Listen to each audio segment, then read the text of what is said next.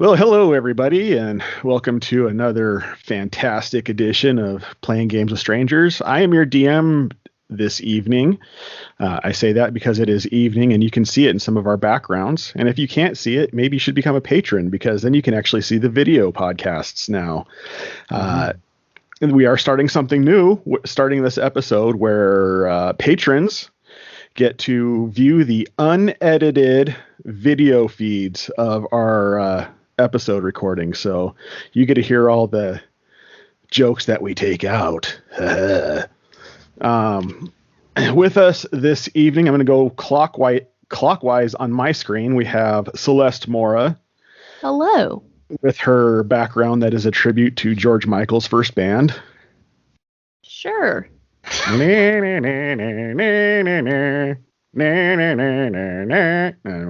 and we have Josiah Crandall, the director of my favorite movie of 2020, also wearing a shirt, and I'm not allowed to own either, apparently. You can own it. I just have to find time to get it to you. Takes work. Bottom right corner, wearing our merch, go and get some now, is Dave Mazing. Hey. And that is Dave Clements, for those of you who don't actually know the last names yet. And in my bottom left corner, we have Steve McDonald from Strangers and Aliens fame. He just waves at the camera. It's like, hi, I'm here. Right now, Steve, you are reminding me way too much of that "I've fallen and I can't get up" lady from commercials. Yeah. You are far too mellow right now. Not with us, but probably joining us later this evening is J.S. Earls, if he actually will show up tonight. He is currently incommunicado, so we'll see how that turns out. And we have another special guest that will be joining us later this evening as well. What? There's a boom. Oh, it was a different boom. Okay. A different boom? It was JS. Oh, it was JS. He said yes. Yes, what? Yes. He's coming. He's coming. Eventually. One day. Well, he heard you talking about him. Apparently. My ears are burning. Wait, that sounded like Homestar. You guys ever watch Homestar Runner? Yes. Homestar. My mom was a cup of coffee. Anyway, so JS will be here tonight. Yes, he will be here, as well, confirmed. As well as Celeste's fictitious love interest in the randoms, and one of my best friends, Eric Campagno, who plays Graham in the randoms. That'll be a random, not an anniversary. Yeah, you know what? I'm done. I'm leaving. Bye. Good night, kids. And Dave. For a moment, I thought you were talking about Dallas, and I was like, oh, I should go tell him to stop watching Godzilla. Which Godzilla? No, that's why I said fictitious love interest. Gotcha. Which Godzilla is he watching? The original one. Oh, good boy. Hi, everybody. You were just talking about you when you finally pinged that you're going to be joining us this evening, JS. And he takes his head. And he's gone. He's not even trying. There's my mini right there. There he is. Painted by Mr. Campagno himself. That's pretty cool. I still won't get mine for another 2 weeks, and then I have to paint it, but I love it. You didn't get the pre-painted one? It costs like $1 bajillion to get it pre-painted. That's like $80, I think, to get a pre-painted mini from Hero Forge. I'll just paint it myself. Man, it cost me like $40, $50 just to get my mini from them. So that's why you get the STL file, go to the library, and have them print it for you. Except for my libraries don't have 3D printers. So right. Yeah. Well, and I have a 3D printer, but it's not a resin printer, which is what I want. I have a stupid plastic printer. I'm so great because I have a I got all the stuff. Actually, you know what, Dave? You have primed me. Cue the intro music. We're going to jump into this week's episode of Playing Games with Strangers.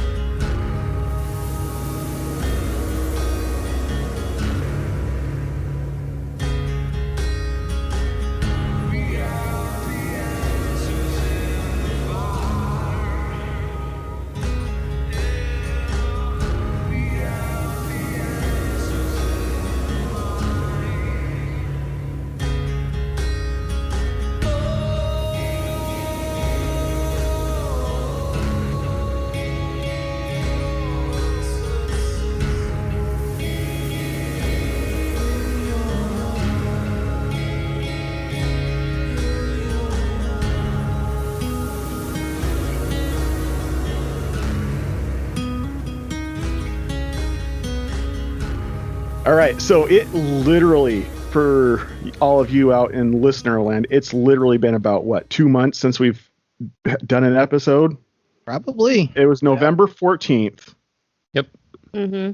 So it's almost 2 months. That one hasn't even aired yet. No, it hasn't.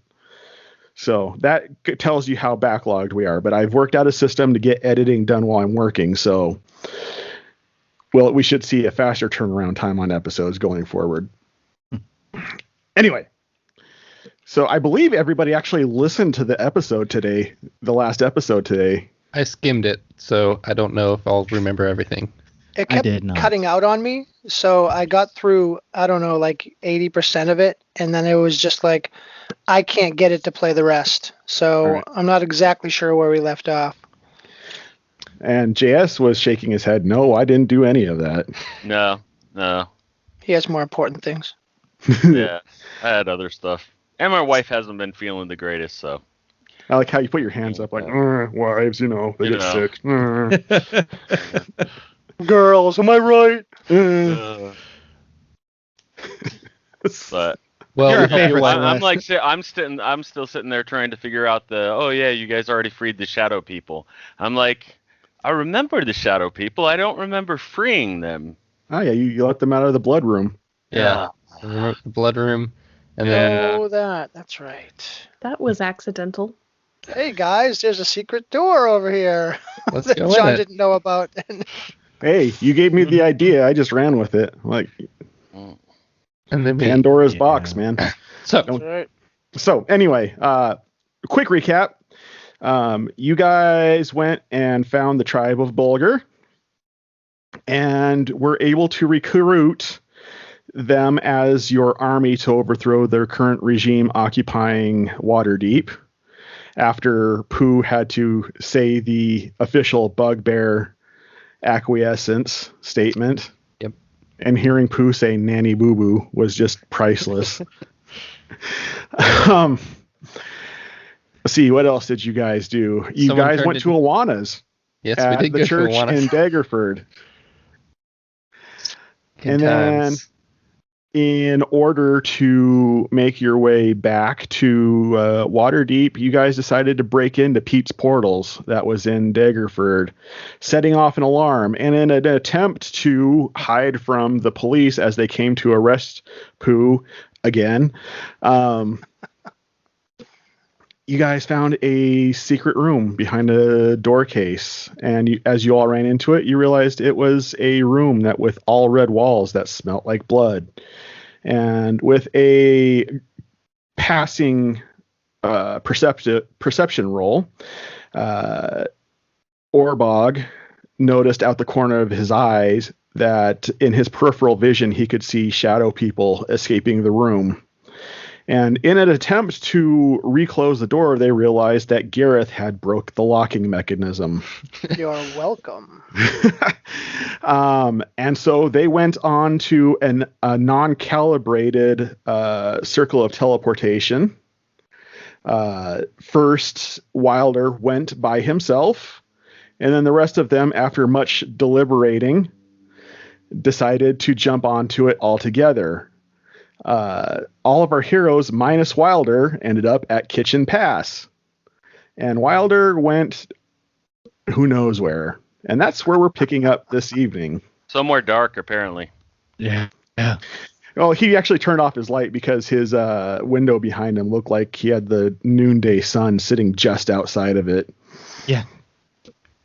It looked like he was getting beamed up onto the Enterprise. So Wilder, which is actually where he's at.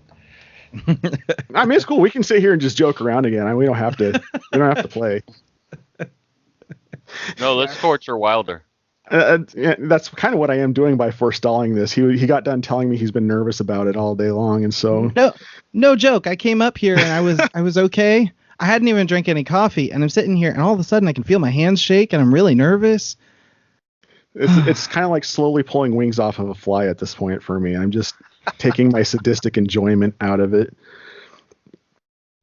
So Wilder, as you jump onto this portal, you feel the familiar pulling and pushing at the same time sensation that you get as you teleport. But when the sensation stops, you see nothing. Except nothing isn't right, because nothing would still be something. You are literally in the presence of the absence of all matter. And you see nothing, you feel nothing, and you hear nothing. And yet in the center of your mind, you can feel an eye upon you. One great blue eye in the darkness. Is it touching him? It's on him? Like no. We're gonna start early, huh, tonight? You want to just shout out "choo choo" right now as well? No, I'll wait. Oh no, wait! Dave decided to take that over in the Christmas episodes. Yeah, we're gonna do a different person every episode. Okay. Instinctively, you feel that you want to be you don't want this eye on you. It's the most horrific feeling you can feel, but as you try to move, you realize you can't tell where your arms or legs are at. It's almost like your consciousness has been separated from your body. And you hear a laughing in the darkness as you hear a voice say, "Pitiful fool, you have entered my domain, and now you shall do my bidding whether or not you like it." Can you say that again? Once more with feeling. Do you dare to mock me, you worthless imp?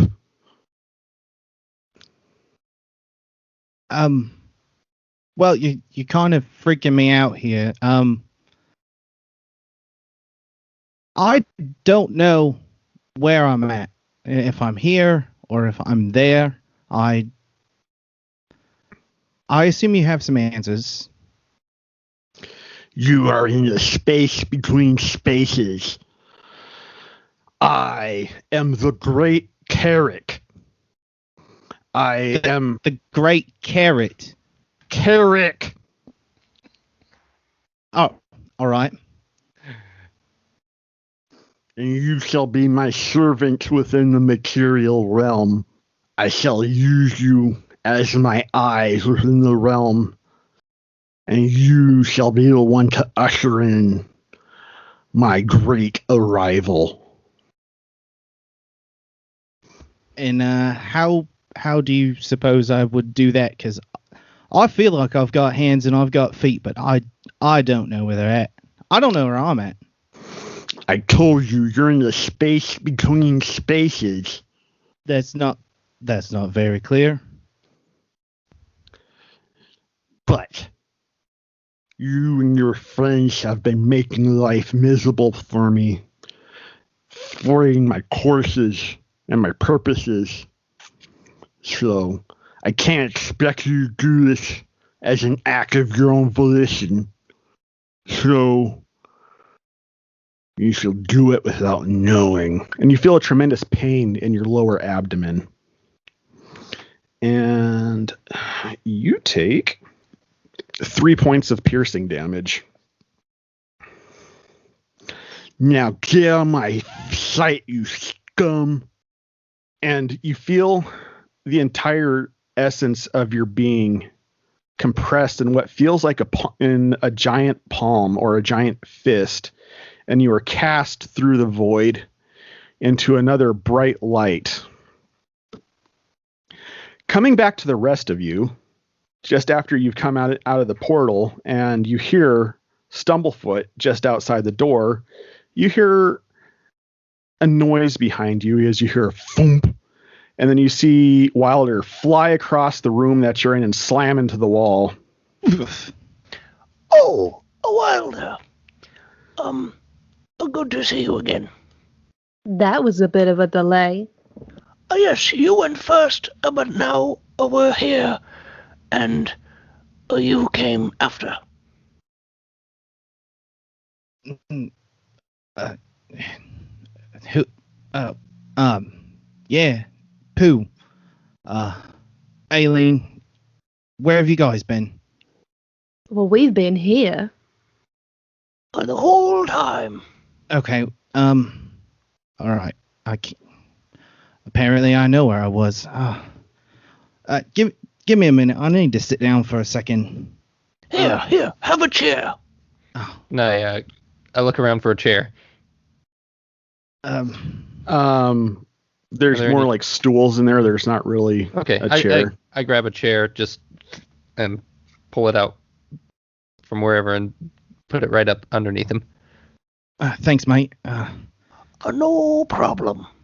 I need everybody to make a perception check, please. Oh, I'm great at those.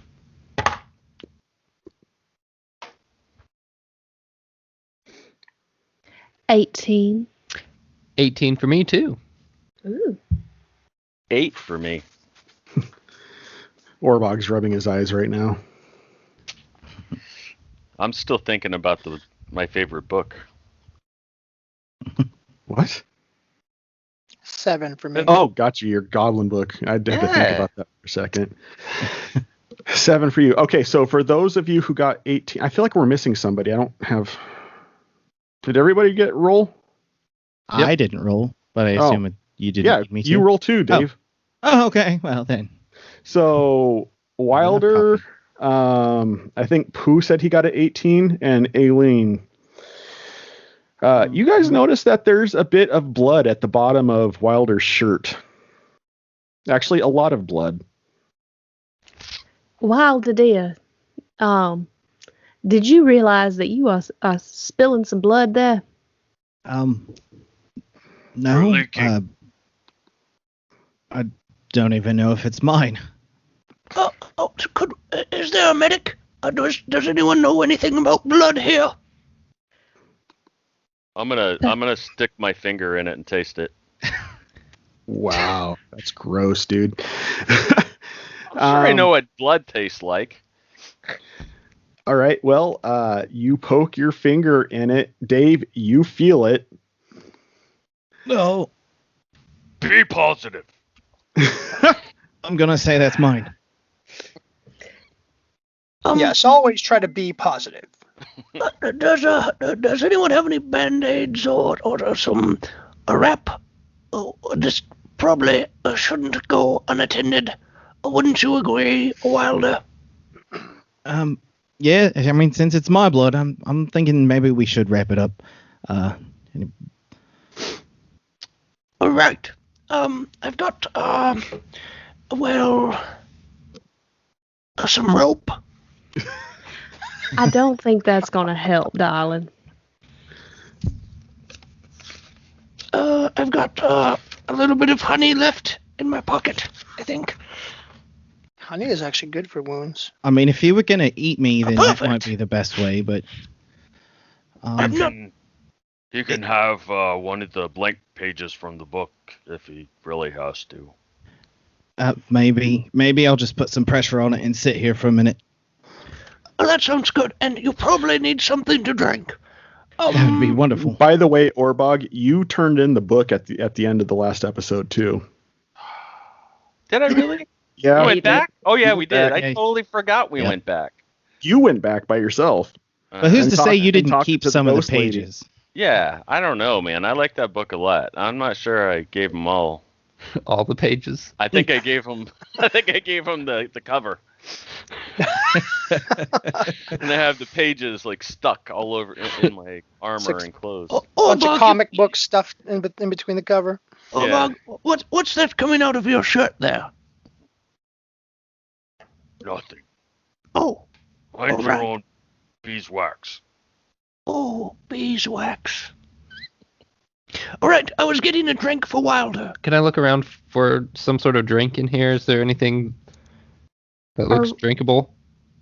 Are we Your still blood. surrounded by guards that are just ignoring us? They aren't ignoring you. They're watching you, waiting for you to do something. Well, do we still have? I mean, some of us should still have some supplies, right? Because we barely ever drink any of ours. Any I of have our beef water or sticks anything and that we have cured with us. meats. Yeah. Well, I mean, if you Stick guys some of have it those in in your it, actual, if you guys have it in your actual inventory, you can use it. Beef sticks and cured meats. Oh yeah, we could stick some lemon heads in that wound. I mean, if you guys want, if somebody wants to roll a medicine check on it, I'll do it. Okay. Sure. 13. Okay.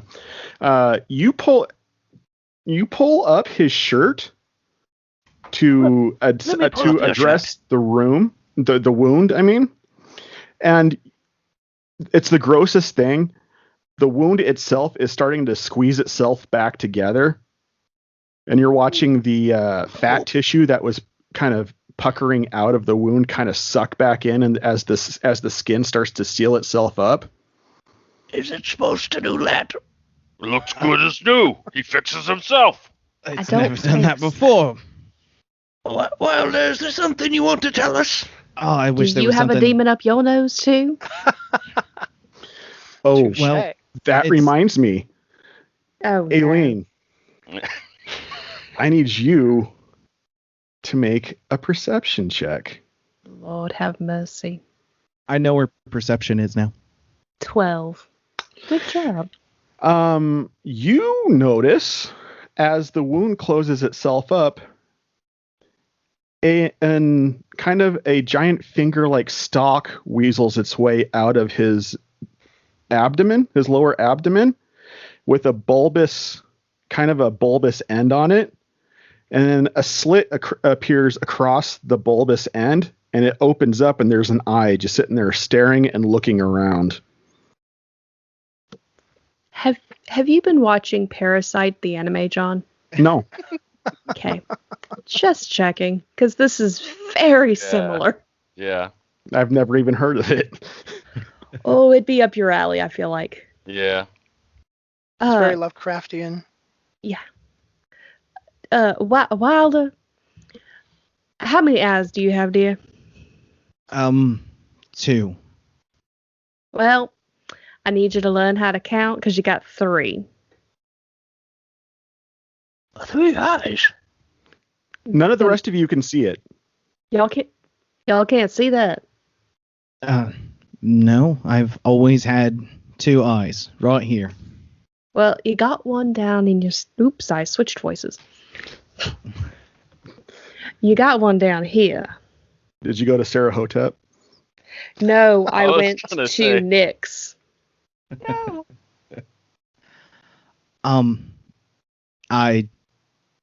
I have absolutely no idea what you're talking about. I take it nobody else sees this. Sees I what? do not. Wow. I'm leaning down really low, trying to look up her nose again to see if Would you stop that? nose demon is making her crazy. I think you're onto something, Orbog. I mean, I think so. you're probably not far off. I mean, I do feel a little bit better.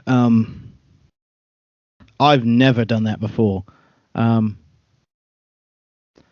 You've never bled? Oh, I've bled plenty. I've never healed myself before. Also, real quick, what are these guards here for? Oh, We're we not don't, sure. we don't know. We tried talking to them. They didn't say anything, right? I'm going to call this one Frank. Right, Frank? Actually, Just at that moment, the door to the room that you're in flies open, and Stumblefoot comes in. Well, what brings you up here to Kitchen Pass? Oh, a Stumblefoot. Well, it was this a circle thing that brought us here. Do you know who these guys are? Well, I'm recognizing Orbog, and that's Aelin, and well, I recognize you, Pooh. And, Oh yes, of course. I'm hard to forget. Of course, I recognize my old friend in the tin can, but I'm not for knowing who this other fellow is. Yes, I think you do. This is the Wilder. Isn't that right, Wilder? That's your first name, the... No, I'm Wilder Filch. Oh. Oh, well, it's nice to meet you. And he heals himself, too. That's new. That's nice. I can do that too. You can? Here, let's cut him real quick. Let's watch him. Please don't. Anyway, what are you doing up here in the pass? Last time we spoke, you're all in Waterdeep. I guess you got all buttoned up. I hope. Yep, not quite. Totally intended to come here. Yes. We were running from the law. Does does Pooh still have a giant needle attached to his hand? He does not. Oh, well, okay. Well, it looks like you must have resolved something because you don't have the needle anymore. So that's a good thing, I assume. Yes. We did get rid of that, didn't we? Got it all under control. Yes. Now we're just trying to overthrow Christopher and all of his compadres. Just point us in the direction. So you've moved on from not trying to save Christopher anymore, and have accepted that perhaps he's not a nice fellow, and we're straight on to overthrowing now. Well, more or less. Got it. Right. Okay, I'm caught up. So why are you here? What can I do for you? Welcome to Kitchen Pass? Oh, this is the Kitchen Pass? Oh, we're inside the pass, in between the mountains. Where is the kitchen part of the pass? I don't know why they call it Kitchen Pass. That's just what the name of the particular pass here is called. Bother. But you have fared well, my friend? Aye, we have. So, when the forces were approaching, we set up an ambush and an avalanche.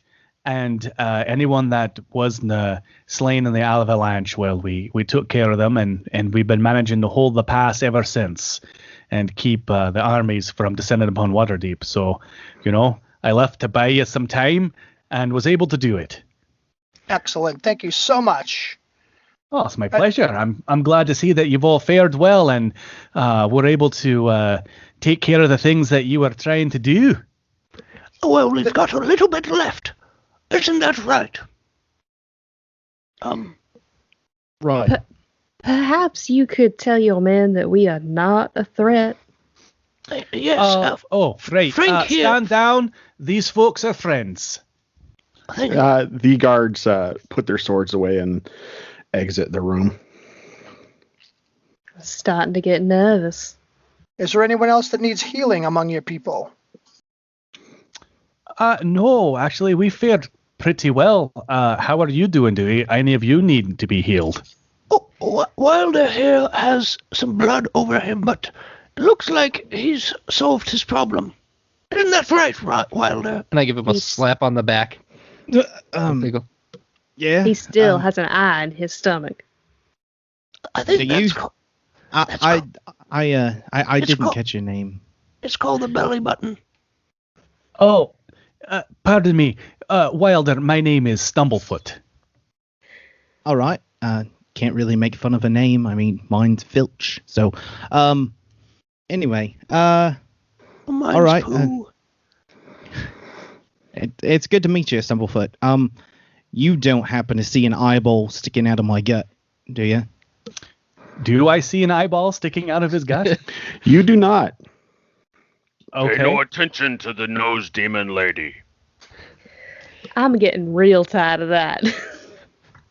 Oh, yes. She has a nose demon. Yes. Do you have a tissue?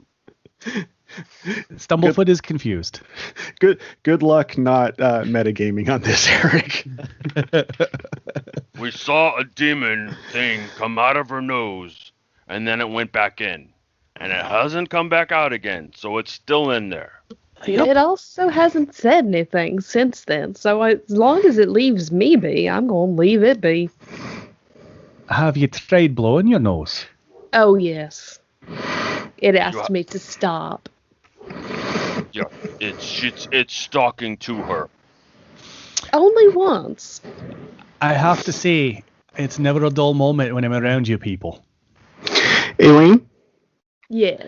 as you're watching, that eye stalk is taking particular attention to the people who are in your party, as if it's trying to memorize who everybody is. Oh, lovely. I wish. Wilder dear, why don't you put your shirt back down so this thing can't stare at us? Yeah, that's a good idea. So what are we doing here? We got separated. I went to a place called the Space Between Spaces and met some eyeball named Kerrek. That name rings a bell. Is this a history check for all of us? Well, I mean, you can if you want to. It's not my responsibility to take notes for you. I think we went over that before. Kerrek? Wait, What was we his would all name? know Kerrek? Yes, this has come up before. Isn't Kerrek, I wait, will remind you because think it I have has been 2 months. Or did you know something, Pooh, that you were trying to share? And to see, was he in the letter? He was. That's what I thought. I believe he is he not Pooh? Is he Christopher's boss? He is Christopher's Damien's boss's boss. Damien's boss. Well, in turn, Christopher's boss as well. Kerrek, that name sounds familiar. Wasn't he in that? Wasn't he Yes. in that yes, he's code in this, name in that letter we this found? note right here. And I Right. pull out the. Didn't we the find note. that note at the castle when we found the loom? That's right. That's right. This note right here. It says right. Oh, wait. I forgot. Yeah, right here. It says Kerrek. So Right. It says I serve Kerrek only. yeah. That's the one. You have a good memory. It's a curse and a gift. I don't like to talk about it much. Wait, don't how does even- it spell I serve? Is it I-E-Y-E? No, it's the letter I, as in the proper noun I. I felt like I had something there. No, sorry. Yes. So you, Wilder, you met Kerrek. Was he big and imposing and evil-looking? It wasn't so much a seeing as more of a feeling. What did it feel like he sounded like? Where did he touch you? Well, Orbog, you saw where he touched me, and that hurt. Oh, wait a minute. So that's right there. Could that be Kerrek's eye? Quick, give me something sharp. No. You don't get sharp things around me. This is gonna hurt you more than it hurts us. Somehow I believe it. So how much do you want me to tell you? Because I feel like y'all know more than I do. Not necessarily. Well, all we know is that Kerrek is the boss of. He's the CEO. He's the Damn. one. Damien's like the COO. Yes, and then there's Christopher. I think this Kerrek fellow is the guy that we need to take care of once and for all. So Wilder was here- there. He could have done it while he was there. well, that's another thing. I couldn't really feel my arms or my legs. But here's something that you might want to know. He said something along the lines of, I was going to do his bidding because you all got in the way. Well, that is good information to have. As you say this, Wilder, Mhm. you feel your guts twist on the inside, like as you're talking about it, sort of like it doesn't want you talking about it, and it starts to hurt a lot. Okay, I can't talk about this anymore. Where's the restroom? Get him a restroom. Do It's you not need a that kind of bucket? hurt. It's I need to sit again. Wilder, you're not for looking well. Do you need a place to rest? We've got some tents and whatnot around in the camp. We can take you down into the camp. Perhaps a surgery table? There's something more going on than just the material world. This is something more, and Stumblefoot, it seems like maybe we're at the right place at the right time, but yeah, I need to lay down. Follow me then. Can I cast Divine Sense on him? What does Divine Sense do again? Sense good or evil 1 time per day. Okay, so if that's what you're doing, you kind of throw out your prayer and. But you do it gently. You do your catchphrase gently. It does.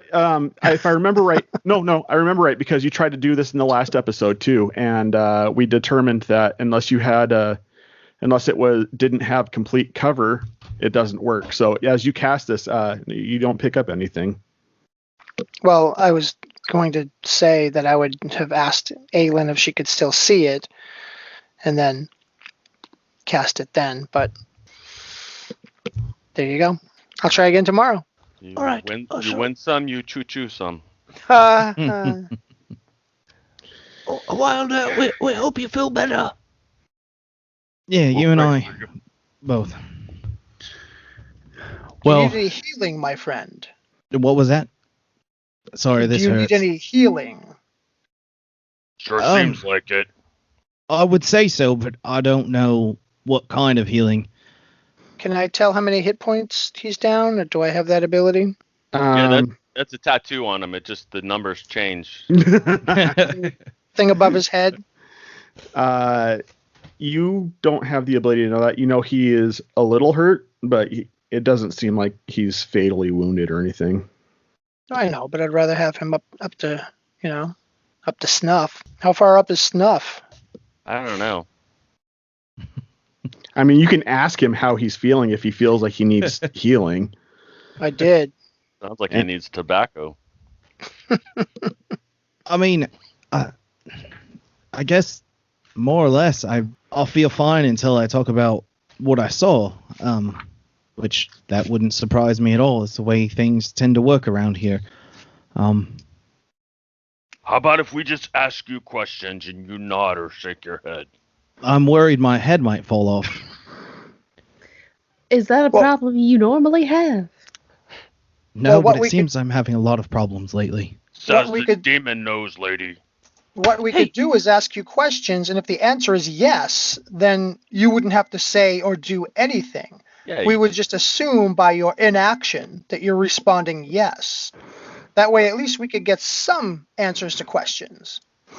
Aelin, make a perception check. Oh, goody. I don't see nothing. Aelin. I'm actually going to give you advantage on that because you have this ability that nobody else has.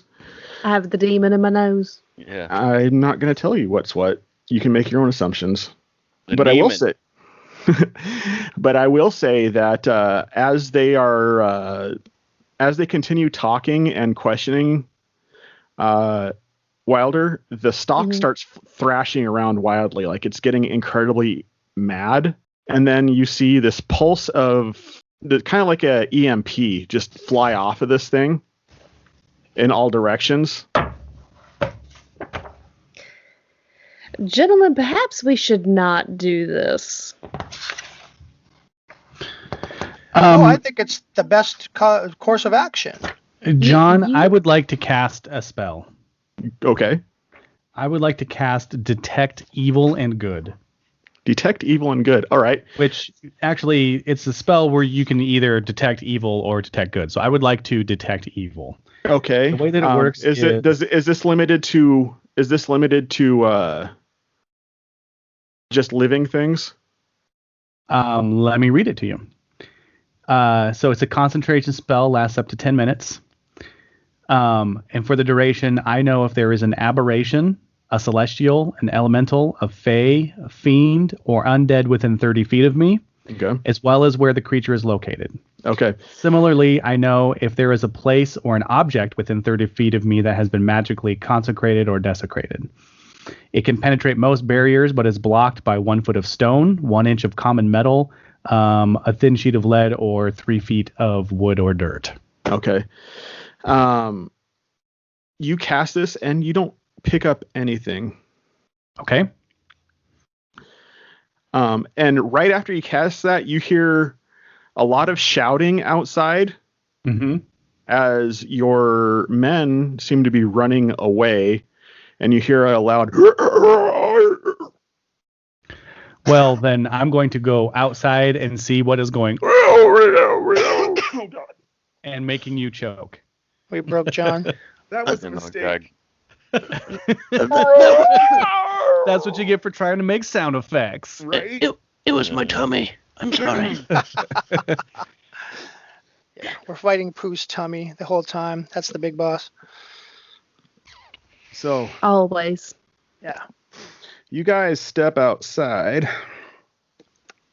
and you see 3 rather large hairy creatures coming down the mountain. Oh, I wasn't ready for this, Yeti. That pun was almost worthy of Steve. Yikes. What are those, Stumblefoot? Are those your men, perhaps? No, those are not my men. Those are monsters. We're gonna need to fight. All right. Have we encountered these, having been in the mountains for a period of time? Do I know what these are, John? You haven't fought them, but you've seen them at a distance. Okay. These are Yeti. Ah. Yeti? Javelins. Javelin. So you guys are going to fight them? Why can't we talk to them? They could be misunderstood. All for running, honestly. Do I know anything about them, or are they just mountain monsters? Go ahead and you can choose either history or nature. Well,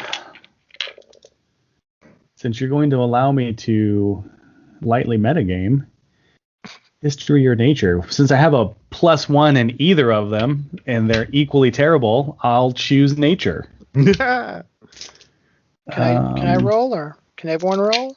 If you want to try to make a check on it, and if your health is not if anybody but Wilder's health isn't up 100%, go ahead and do that, because you guys have had a long rest since your last encounter.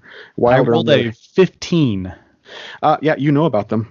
Yeah, you've trained about you have read up on them. Okay. What do I know about them? Do I know if they're intelligent, or do I know if we should just run headlong into a fight? Gosh, I don't even know if they're intelligent. Give me a second. Well, Orbog has a plan. What is Orbog's plan? You know that they are not intelligent. Okay. These probably won't be open to reason or listening to you speak. They're not very intelligent, so we probably just need to drive them off. Okay, but I have an idea about how to drive them off. Okay, I'm all ears.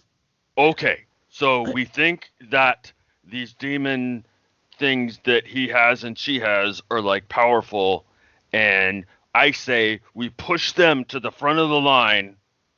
And it won't. Pooh's following me, and it won't let them kill them. The demons will protect them and take care of the Yeti. This is, I call this outsourcing combat. Right. So you're saying that we push Wilder and Aelin out in front of everyone else and let them fight the Yetis, and the powerful beings inhabiting their bodies will keep everyone else safe. But then when they come out and they're out, then we can fight them too. We can fight the demons. So it's a win-win. I mean, except for them. I mean, Wilder and Aelin may die, but I do not consent to this. I'm not necessarily for it either.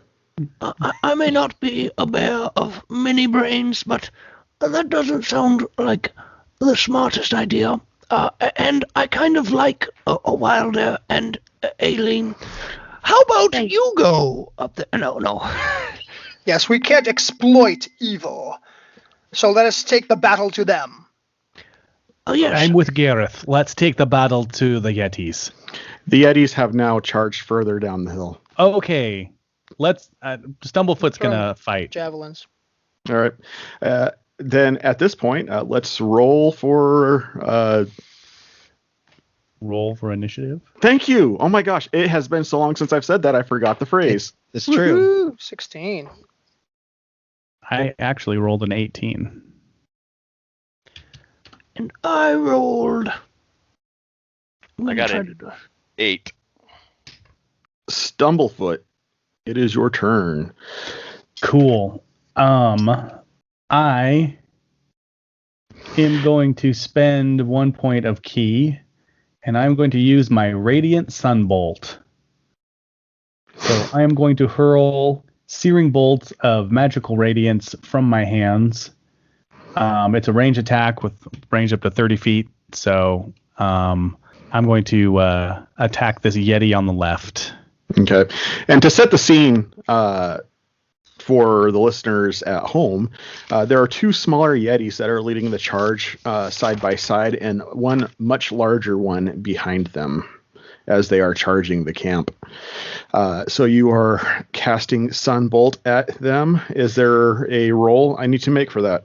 I need to make a ranged attack roll, essentially. Okey-doke. So I add my proficiency bonus and my dex bonus and roll to attack. So does a 23 hit? Yes, very much. Okay. And then it does, if I remember right, it does, I have it on my character sheet here, Radiant Sunbolt, it does not very much. It does 1d4 plus 1. But it means I don't have to run up there. So, I rolled, 1d4 plus 4. 8 points of damage. Huzzah! 8 points of radiant damage.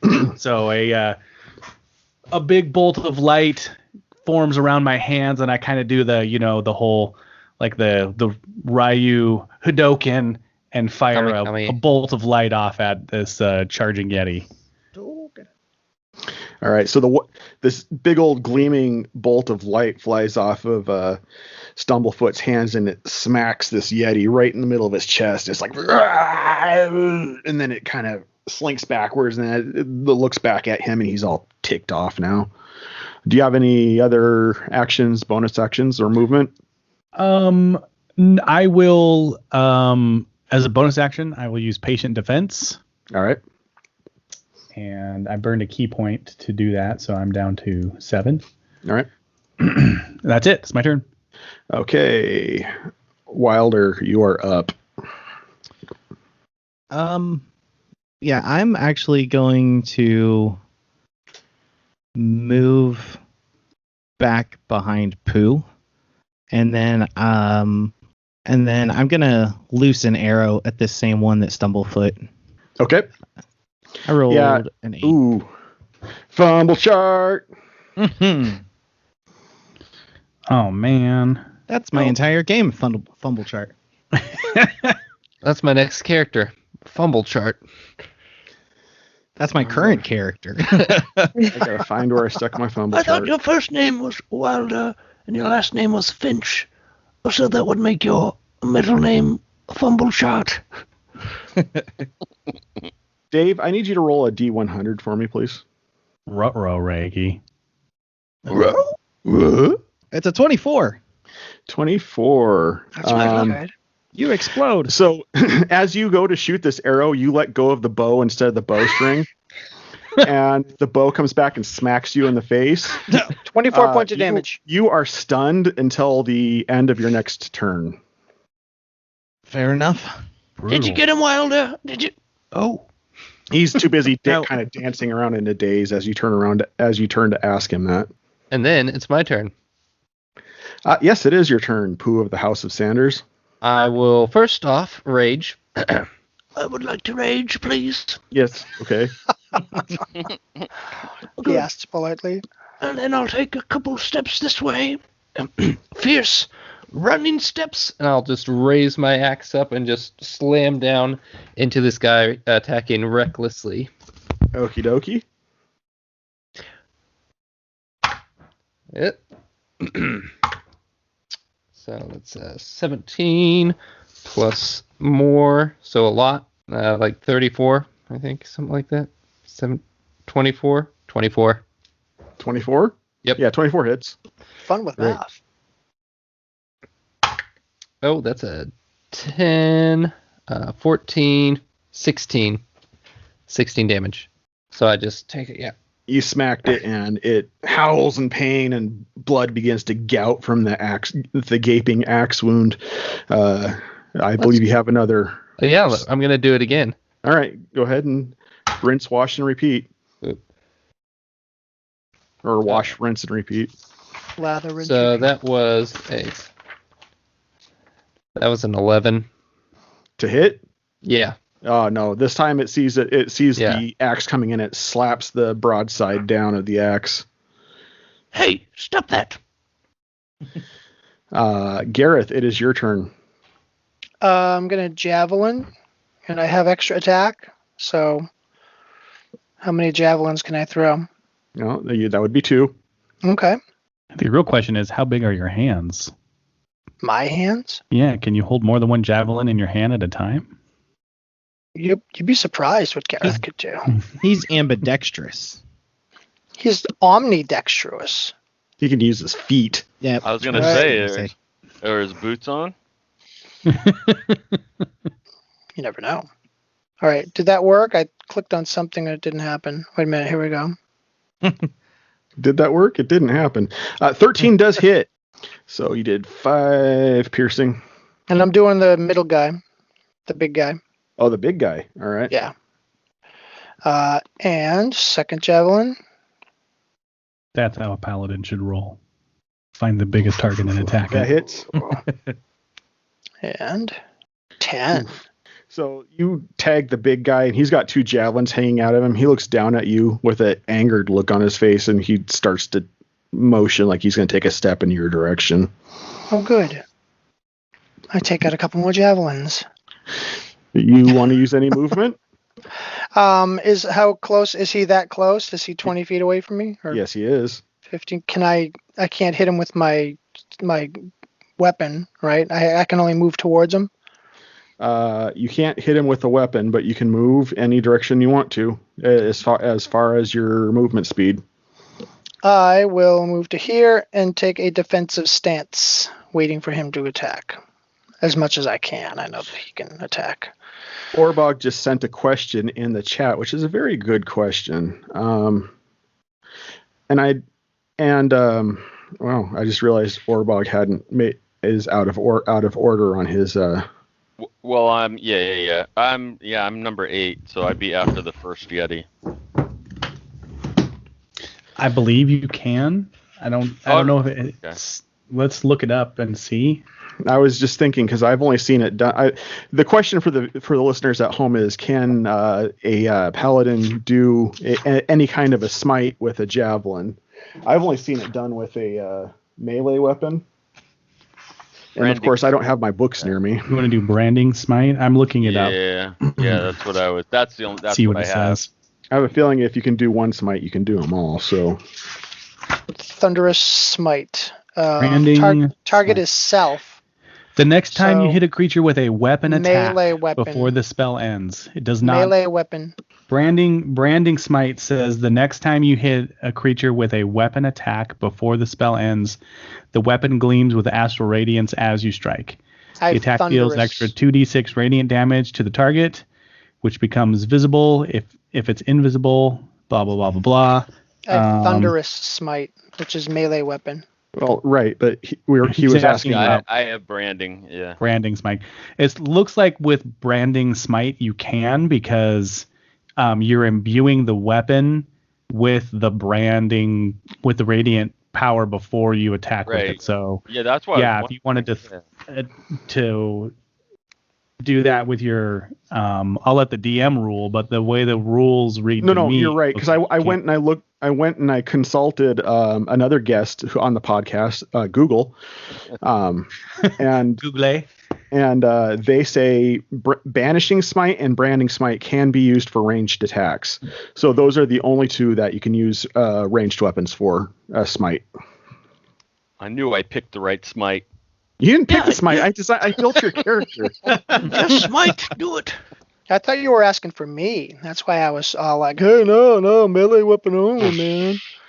So It's all You about already you, look Steve, good. isn't I'm it? not trying to make you look It's okay, Steve. it's all about you, Orbog. It's at least one paladin knows how his smites work. Oh, Wow. oh, so getting savage in here.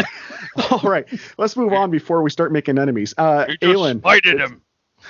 Aelin, it is your turn. Yes, Or Aileen, I'm trying to say it right for you. I really am. I'm going to cast Animal Friendship Uh-oh. Of course, and demons. on the big baddie in front of me.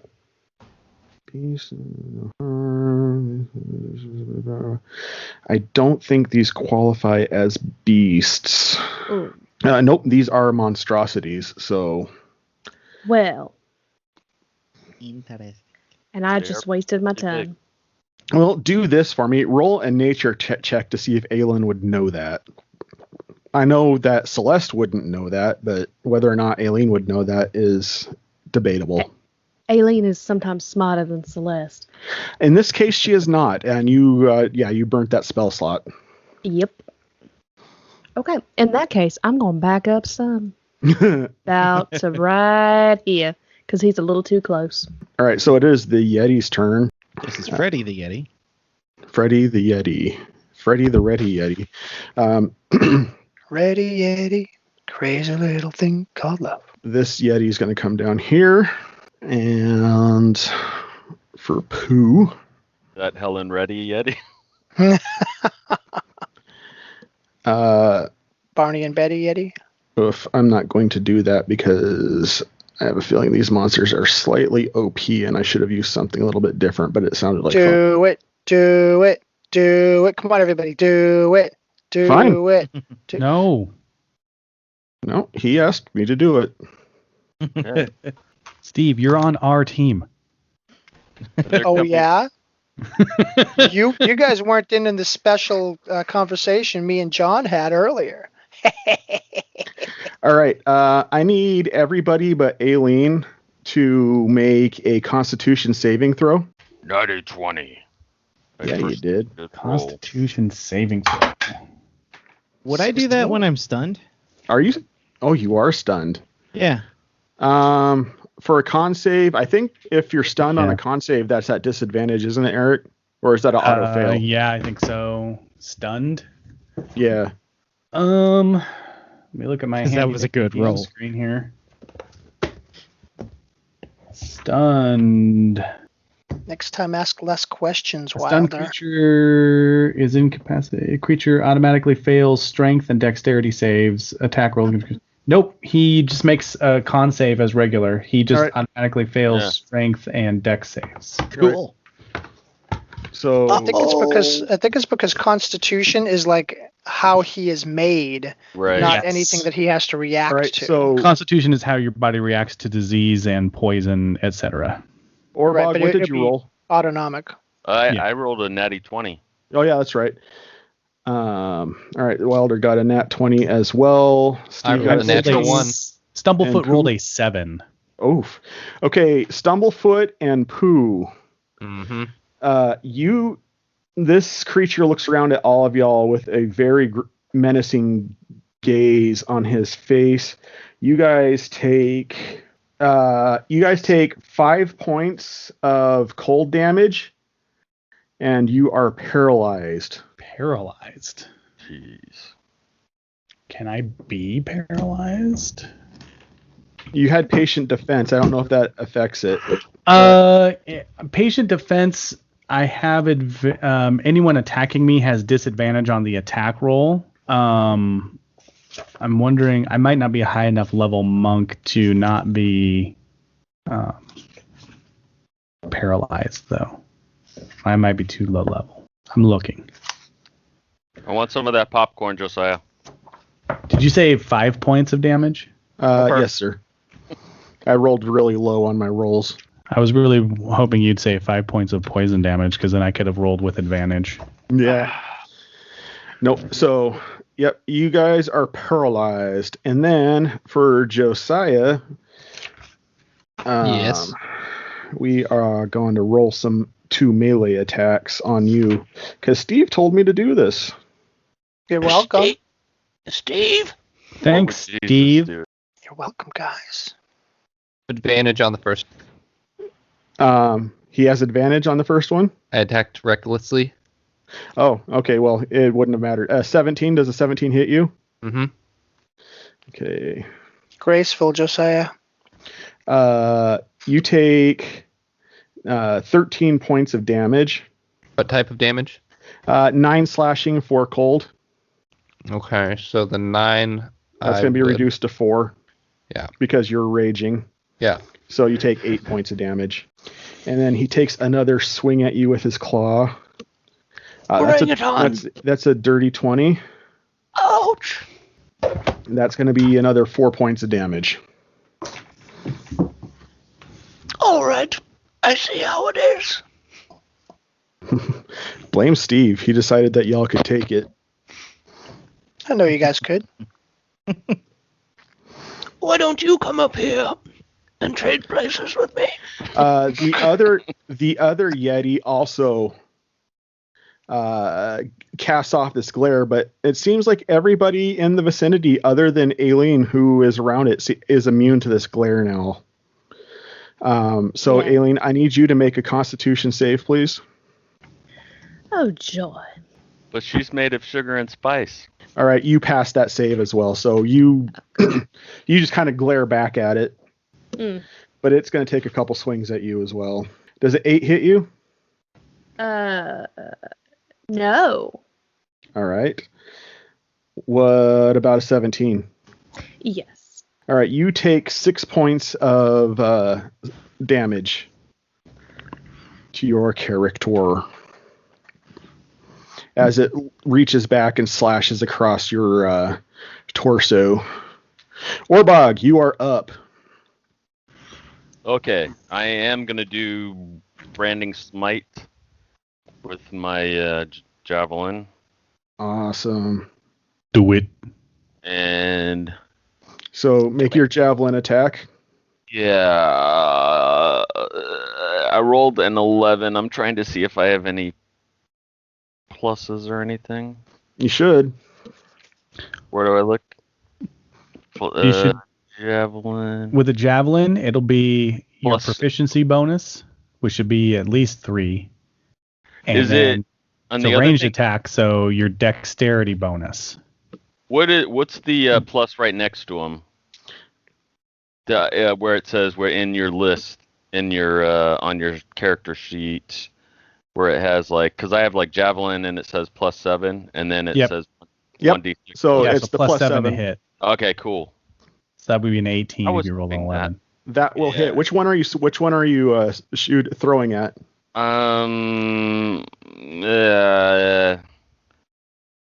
I should have said. Yeah, you should have.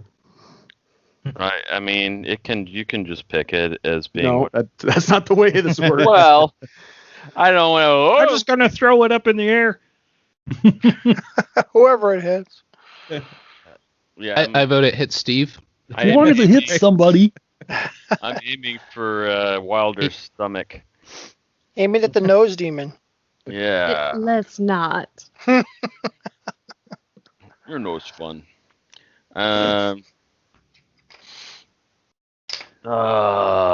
Gosh darn it! And I'm having the worst time trying to get. Hold on. There we go. Okay, my map was not moving, so I could not barely see them very well. Well, geez. You guys should be able to see the. Yeah, health bars I would protect the nose demon. I mean, Aelin. All right. Um, All right. So you rolled to hit, and that hit. Go ahead and roll damage for me, please. okay. And So- First thing you'll want to do is roll the damage for the javelin. right, and then the branding smite and everything too. Okay. Mhm. I got a 2. Okay, and then roll Plus your 4. Okay, and so I got 7 on them. I got 2 and a 5. so 7 and 6. So you did 13 points of damage. And it's barely holding on. And I was gonna say I can I do the 2 attacks? Yeah. Paladin, I have that. Yeah, you can roll another attack, but you can't do another. You can't use another spell. Right. Yeah. 8 plus 7, so. And you're attacking Gareth, That's 15. right? 15, yeah. Same one. No, I'm not attacking Gareth. Are you attacking the same Yeti? Yeah. Yes, I am. All right. And what's your damage? The damage is. Damage is not great. 1 plus whatever. What did I have? Plus 4, I think. Yep. Yeah, 5. I mean, every little bit counts. So this Yeti has two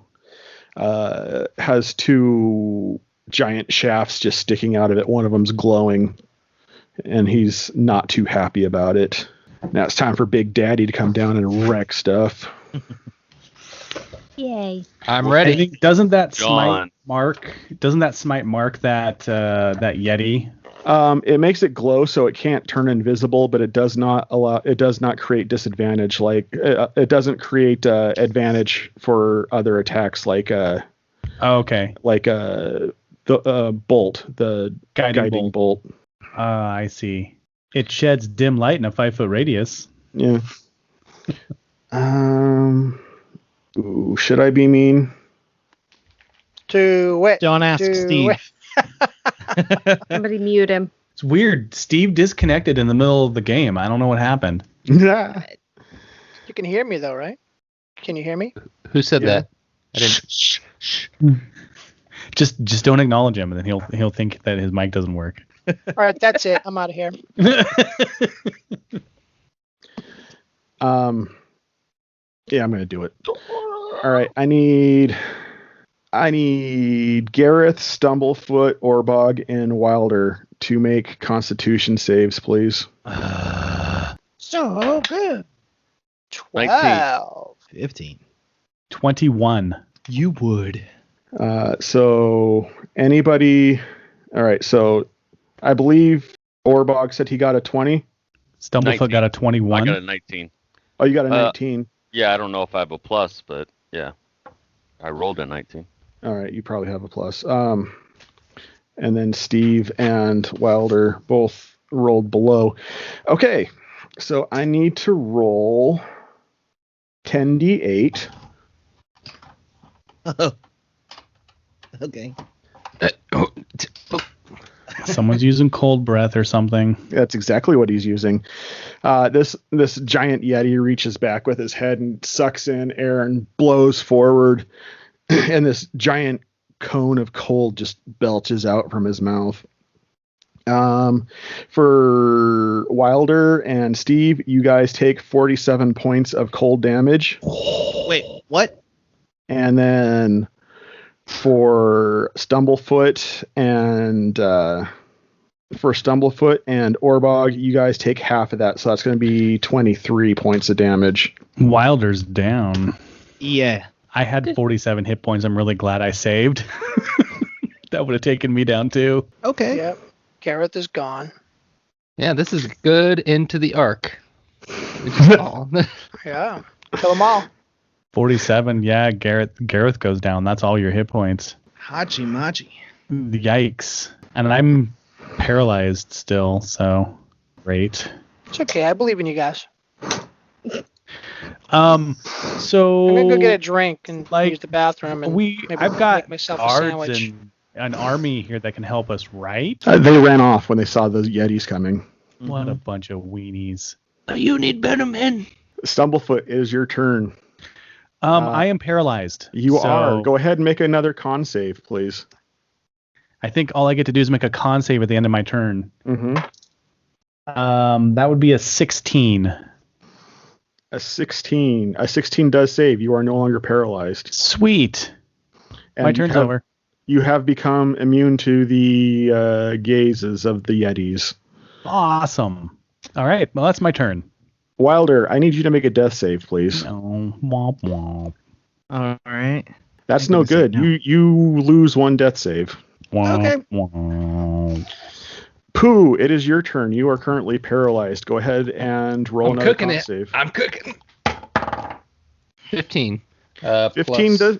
It doesn't plus matter some. if you got a 15. You saved. So, Yes. so you also are no longer paralyzed and are immune to the gaze of the Yetis now. Oh, take that. Gareth, I need you to make a death save, please. 7.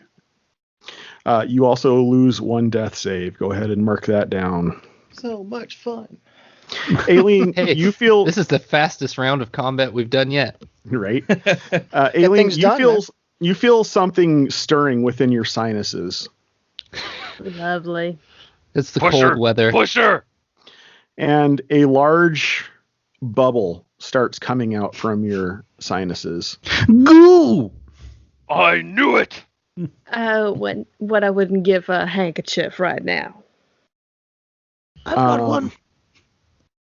And it's like a giant mucusy tendril but it's not running down your face. It's kind of floating out like in zero gravity, like it would look like. It looks like I'm holding on to a balloon with my nose. No, Or it's not swing. spherical. It's more like a tendril. It's I don't know if you know what ectoplasm is in the pictures Yeah. that they took back in the 70s during seances. Looks kind of like that. It's a snoctopus. Yes. Nice. So that's happening while it's your turn. I'm gonna cast Cloud of Daggers while I blow a booger on this thing. All right, go ahead and cast Cloud of Daggers. At Gareth. Where are you casting it at? The one right in front of me, The one right in front of you. All right. So. because he is the most clear and present danger. Hey, awesome. I don't even get a roll. It's just a thing that happens. Yeah, you don't. Yeah. So That's right. Heckle the DM. I'm not heckling. Uh-huh. You got this, DM. You can do It it. just sounds like I'm heckling. It's the voice. All right. Go ahead and roll 4d4, please. Your 44. damage. And Aelin and Celeste, if you could tilt your head back a little bit. No, thank you. 8.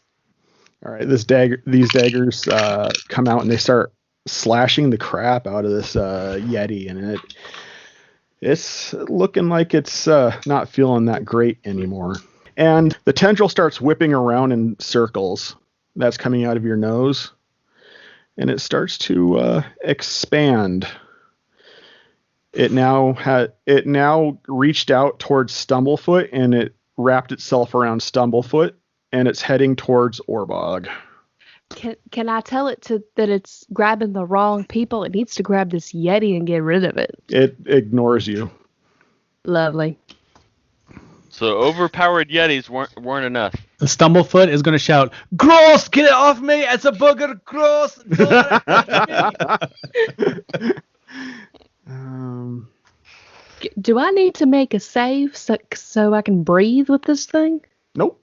You can. It's like you can see it, but you don't feel it. You're breathing just fine. Okay, sorry. The asthmatic in me started to panic at the thought of this. I also whips her need you to roll boogers another back and forth. She whips her boogers back and for forth. me because this Yeti is starting its turn within your cloud of daggers. See if I can do it this time without dropping all my dice. That's a good idea. John, is this something that everyone can see, or is this something that only Aelin can see? No, everybody can see this. Okay, Yeah. great. Except the dead people. Yeah. We're not You're dead. not- dead. You're not Seven. dead. You're Kind unconscious. of dead. Mostly dead. You're only getting mostly better. dead. You're getting better. I Any haven't more given up dead, hope. and all you could do is search through his pockets. I'm walking towards the light. He said to blave, which means to bluff. Live. So what was your damage there, Aelin? 7. 7? All right. So that one is taking a lot of damage standing there. So it's like, "Bleh." It is going to move back and contemplate its life choices. The Yeti in front of Pooh is going to take a couple more swings at Pooh. Oh, just try it. A 13 and a 25 do either hit you. Both. Both? Unfortunately. Your AC is less than 13? It is 12. Oh, good lord. We need to get you something to take care of that. Yeah. Yeah, sure. He's a After you take barbarian. He doesn't wear 47 armor. damage. Yep. Nope. No armor. Wow. Okay. 17 slashing reduced is going to go to 8 points of slashing plus 9 cold. 8 and then 9. And then 11 reduced to 5 plus 6 cold. So that's both. It strikes on you. Good. So this Yeti reaches back with both claws. It's just like, "Argh!" And it brings both claws down on you, rakes them across your chest. It can smell the honey on you. Well, maybe I should change what I was gonna do.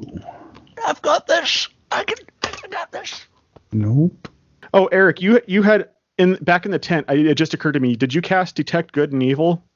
Yes, I did. Okay, you also picked up an evil essence from Aelin's sinuses. I forgot about that one. Okay, so I picked up no evil from Wilder, but you picked up a lawful evil. And I you picked up up lawful nose evil from Okay, Aelin. so evil in Aelin's nose, so definitely a nose demon, but we don't know what's going on with Wilder. Got it. But it was lawful evil, so It's probably a nose devil then. Orbog, it is your turn. Okay. Since Orbog, demons did are you chaotic. take half that damage I told you to take earlier Half what damage? from the cold breath that sprayed all y'all? No. I was about to say, 23. take 23 points of damage, please. I don't receive that. He's immune to the cold. Yeah. The cold never bothered him. No. Don't make me throw rocks at you, Josiah. Sorry, I should have just let that one go. Oh, and by this time, the tendril has wrapped around Orbog and Wilder's body, and it's heading towards Pooh. Okay. Well, so I can't. So does that mean I can't move? You can move. I never said you couldn't move. There's just a booger tendril wrapped around you. Wait. So, did you say the? Okay, so the one that was near Aelin backed up the Yeti. Yeah, because she had it in a cloud of daggers. Okay. Yeah. That's what that weird orange scribble is on the map. Yeah, I was too busy looking at the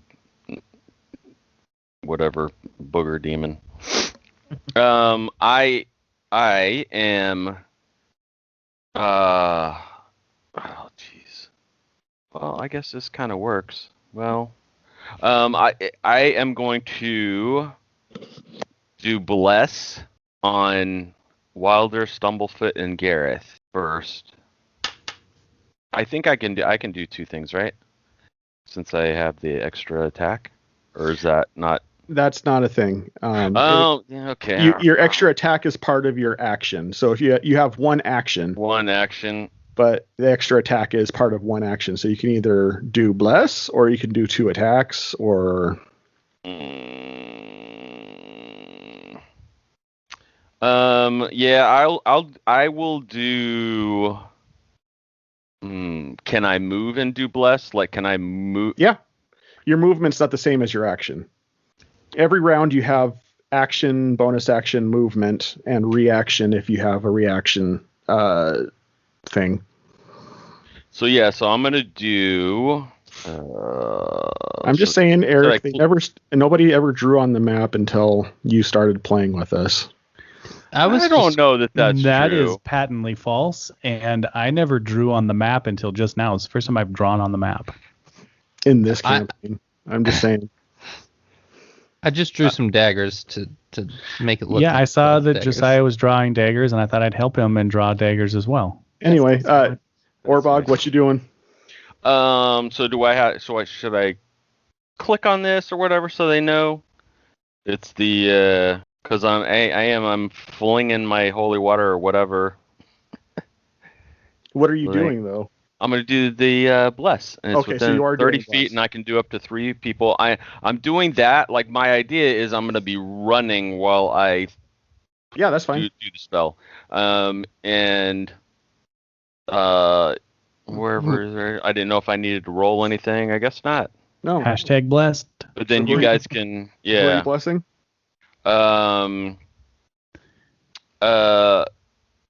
Wilder, Stumblefoot, and Gareth, because they all three. I mean, well, aside from being close to me, they've gotten hit worse than I have. So I know Pooh has too, but if Pooh Pooh can goes take down, it. then I'll be the most popular one if Pooh goes down. So that's fine. I see how it is. But I'm going to be running towards the one that Aelin. I don't. I'm just hoping I live to the next round. That's all I'm hoping. Yeah, That's what I thought. I'm moving. I'm just moving there towards that one as I do that sprinkling of holy water to bless them, and hopefully help them, whatever, stay awake and alive. All right. As that transpires, the tendril wraps around Pooh and starts heading towards Gareth. It does not. It does. Oh wait, does it say for the D4 for the bless? Am I supposed to roll that for how much? Nope. No, we They roll. We add it when to it's our their turn. roll Okay, if we have yeah, to make. I just wanted to make sure. Okay, cool. All right. So this Yeti is going to come down here. Oh, Good. bother. Hey. Whoop me. Stumblefoot, evens or odds? Odds, even though the odds are against me. All right, Orbog. Yes. Don't receive it. Don't receive it. We are not in Joel Osteen's church. Don't put that on me. This Yeti is going to make a series of claw attacks at you. Does a 19 hit you? Barely. Does a 17 hit you? I believe anything above a 6. I believe so. I'm double checking here. Well, it says 16 plus 2. Yeah, that's your shield. Oh. So My shield's 16, plus 17, 16. 18. So Yeah. I'm assuming you're not going to go into this battle without your shield out. I just make the assumption that your Well, shield heck is out unless you tell me you're doing something with both Well, hands. and especially if I'm not attacking Mhm. on my, Yeah. on So my turn, since we're all politely taking turns as we fight. so you're only going to get hit by one of these claws as the other one glances off your shield. So you take 15 points of slashing damage and 4 points of cold damage, so a total of 19. Okay. And I blessed myself, so Okay. I'm joking. And at this point, the tendril finally wraps around Gareth, and there is a bright light that surrounds all of you as this tendril wraps around you. And Oh no! you go into complete darkness, and then you find yourself in a familiar room, and you hear a "not again" come from outside of the room. What was that? What? Hello? The door opens, and you see. Suddenly forgot his name. Does it start with a D? I think so. Durnan. Durnan, thank you. Darn it. Durnan walks in and he goes, "Did you guys really come from Daggerford again? Did he not tell me? Am I going to have words with Caleb?" Yes, you will. About his room. That's another story. We actually didn't come from Daggerford. We accidentally went to Daggerford to. Why Kitchen do I Path. have two corpses on my floor? Oh, look at that! I can solve that. Does she I will still have cast a demon Cure nose stick Wounds coming out of her on nose? Gareth, and then I will cast Cure Wounds on Wilder. All right. Go ahead and roll those for me, please. Gareth, you will get back. Does she have a Well- nose demon coming out of her nose right now still? No, she does not. 11 hit points to Gareth, and then 11 hit points to Wilder. I rolled the same thing. Thank you, sir. You Where guys are have- we? What happened? You guys are Apparently- waiting to find yourself in the back office at the yawning portal. Apparently we're in Waterdeep. We defeated the bad guys. They almost had you, but I took care of them.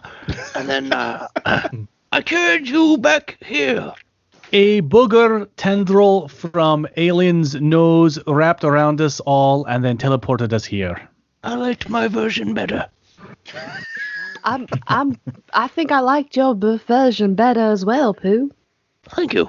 I'm a very good storyteller. I am predisposed to tell the truth. Sorry. That's all right, because it is the truth. It's just not pleasant. So my good and evil detect good and evil spell had no effect on Wilder, but whatever's in your nose is evil. Just so you know. No, I think I knew that. He said he was not good. He just said he wouldn't hurt me. Confirmed evil. Well, there you go. Can if you wouldn't mind asking your nose, how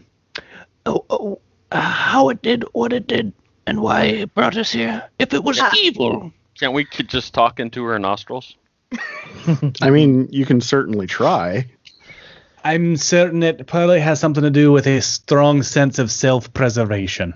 Oh, yes, but self does not usually include us. Perhaps. And my plan was so stupid. I didn't say your plan was stupid. I said you. I meant. Oh, look, it's Durnan. Good to see you again. Durnan, after listening to you all, said, okay, so I'm hearing something about snot tendrils and nose demons, and what about Wilder? Oh, Wilder, he's right here. Wilder has an eye in his stomach. Only she can see it. Because of the nose demon. We don't know that she's telling the truth. It Although I does- do have the zone of truth or whatever I can do. You have a cone of truth? Yep. I cast Zone of Truth. Do you? Yes. All right. What are the saves on that? Why would I want to save? I just tell the truth. This is part of casting the spell. Unless create you a want to magical submit zone to it. that guards against deception in a 15-foot radius sphere centered on a point of my choice, which if we're all just kind of standing in this room, just, so that it gets everybody. Everybody has to make a charisma saving throw, and the DC is 14. So if you don't save, you have to tell the truth. I crit failed. Oh, now's the time to pump Orbog for information. What about Durnan? I want to know all his dirty secrets. You can choose to fail the save if you like. You don't have to roll if you don't want to. And does it for the people that with demons in them? Does it apply to the demons or does it apply to the people? Or to both. It would apply to both. Okay. So do I need to roll for the nose demon? No, because you don't know his stats. True, I don't. We don't know your stats either. Yeah. He probably does know mine. He's in my nose. Well, we don't know your. Yeah. Oh, well, yeah. Okay. So, but I choose to not, like I rolled, but I choose not to roll because Aelin's not hiding anything I'm not hiding anything. other than a backstory she doesn't know. Aelin, can you We're gonna tell talk me about that later. So- I'll need to know the names of your parents, where they live, and if you have any siblings. I'm just gonna fill out one of those stupid Facebook forms for Aelin and then send you that. She John, spontaneously generated. did the nose demon save or did it fail its save? The nose demon saved. Okay. Oh Durnan, no. however, did not.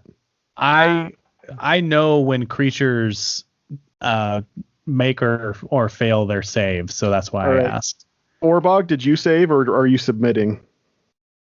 I mean, I He doesn't have a choice either way. I was gonna say I crit. Oh, you failed. crit. I don't know. You crit. Yeah, he failed, rolled that's a right. 1, so I Wilder? feel compelled to confess everything. Right?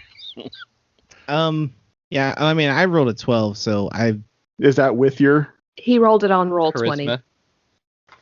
Oh, okay. So then, yeah, if you rolled it on roll 20, then yeah, you failed. Right. And then Gareth. Do you have to ask? Are any of them affected? Oh, you're just gonna submit to it then. Gotcha. Mouth speaking only truth. Yeah. I'm assuming that my bless doesn't help any of them save, right? It can, if they choose to take it. but So everybody's kind of technically submitting to it. Wilder and Gareth could add a D4 to their roll if they want. Gareth is submitting to it. Yeah, Gareth will do it. Wilder wouldn't. Come No, on, Wilder. I'm You gonna would. use the bless. So Hashtag blessed. Which makes sense for your character, Wilder. right. I totally forgot about that. Hey, So Durnan. So just roll a d4. that's a +2. So So that's a 14, so he saves. nice. Good job. Durnan. Which one of us is your favorite? Well, you don't even got to ask about that. That's going to be, that's definitely Gareth. Gareth? Really, you like Gareth more than me?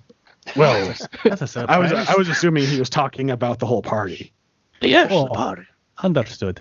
So, I do happen to know that the nose demon in Aelin's nose is not necessarily compelled to tell us the truth. Well, that's no good. But what about Aelin herself? Aelin is under the compulsion of the zone of truth at the moment. Oh, Okay. good. Did you put the nose demon in there yourself? No. Aelin, you actually don't know because you don't remember. No, the demon told me Oh. that I agreed for him to be in the nose, but I didn't put it there. Oh, that's right. I did tell you that. Yeah. I didn't take notes, but I do remember that. And Darnan's gonna look at you and goes, "Do you actually see an eyeball coming out of Wilder's stomach?" At the moment, I'd have to get him to lift his shirt up, but I did. Actually, you don't, because you actually do see. Oh, It's like it's ethereal, like it's still out. It's been hanging out the whole time. gotcha. Well, then yes. This is not good. Orbog. And you also see it starting to thrash around again, like you did on the mountain. Guys, it's starting to get angry like it did before those big baddies came and got us. And I promise you, I think it summoned those things.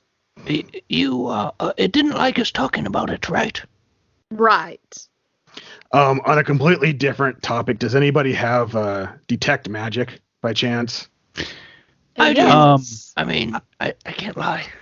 I can do it, but I won't be able to cast it until after I rest. I don't have it prepared today. I'm just gonna say that for no reason of anything related to things we may have talked about. Crap, I can't lie. Do you have that, Aelin? Yeah. Oh, you do? I do Yeah. too. Oh, And shoot. I do not. But if anybody else has it, maybe you might want to cast it. All right. Is one of you casting it? I believe we both are. All right. Both of Yeah. you cast a spell at the same time, Mm-hmm. and there is something inside Wilder's gut that lights up like a Christmas tree. in Can your field of everybody vision. see it? No, Do it, only Jeff. the people who cast detect magic. Which would be me and Wilder. Mhm.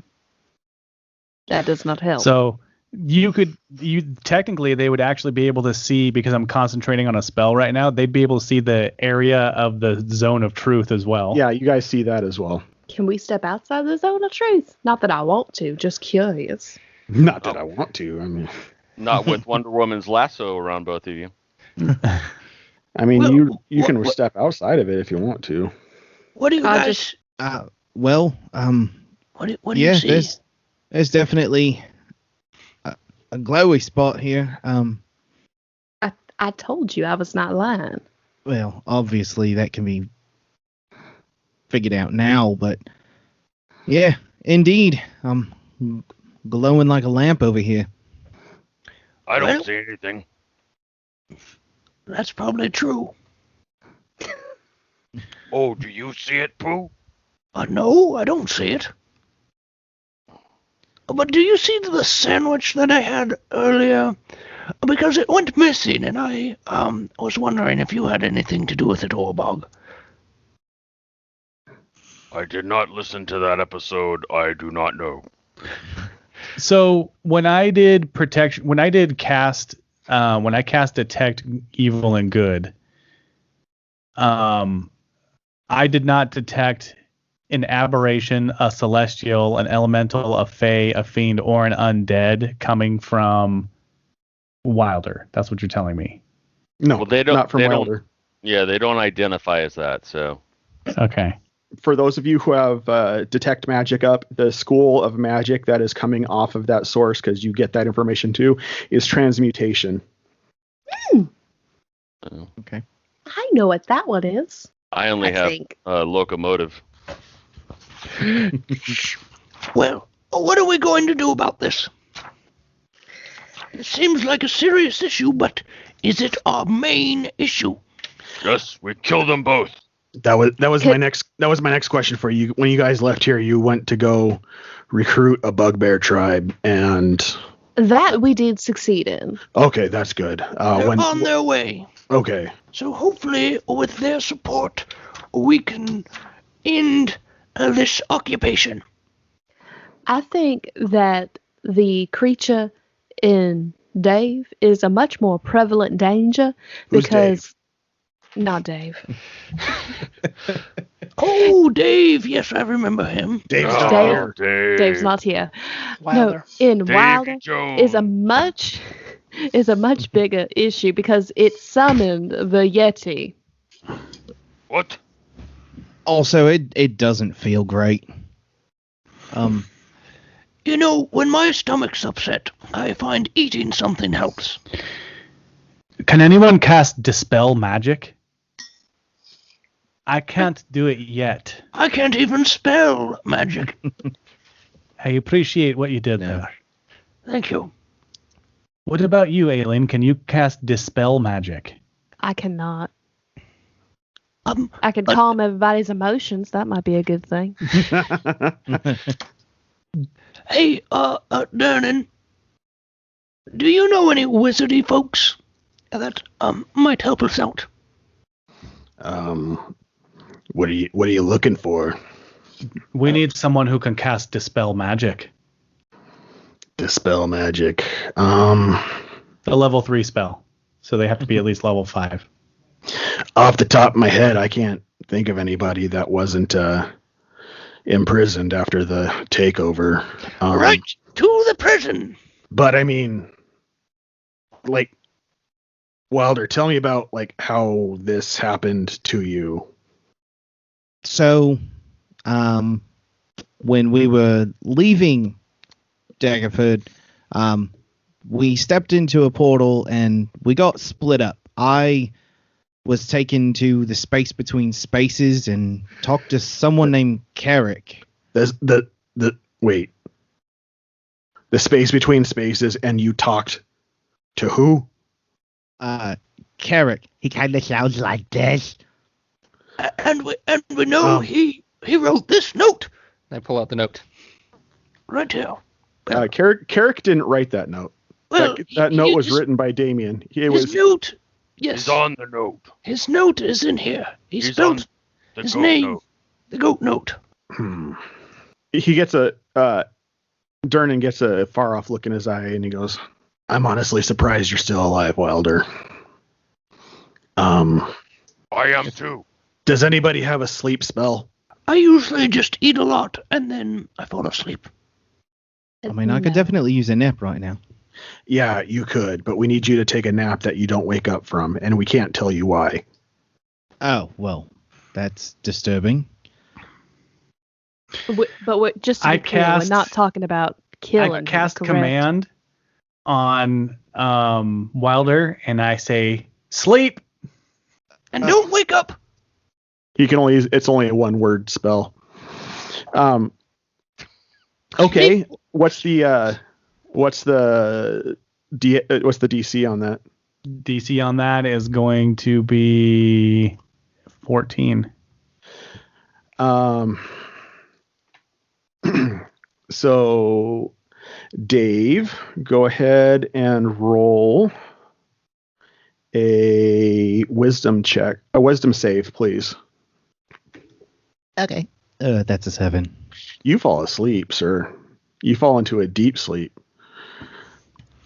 Durnan looks at the rest of you and he's like, "Okay, who's got the sharpest knife between the rest of you?" I was always told that I was not the sharpest knife. I do have a dagger. You do have a dagger.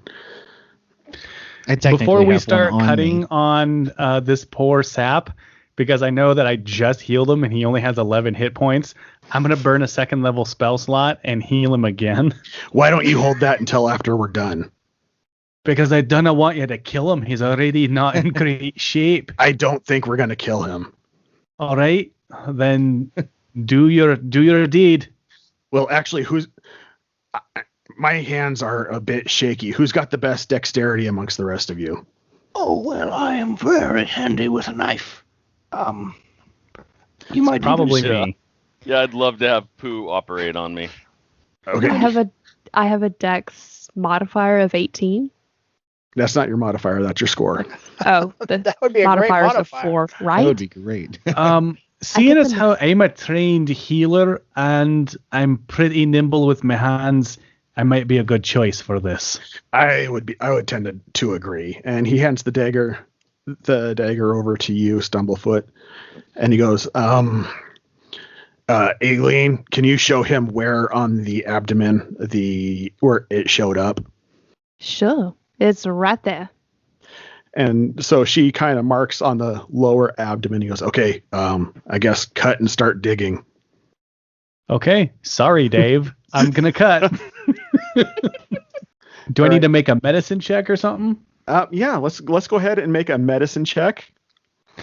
Can I, since I have Aelin guiding me, can I do it with advantage? You sure can. And Dave, I'd like you to make a Constitution save while he's doing that medicine check. I was taking it. Ooh, he's still blessed. Use that bless. Yeah, still bless. Use the bless. Constitution save, you said?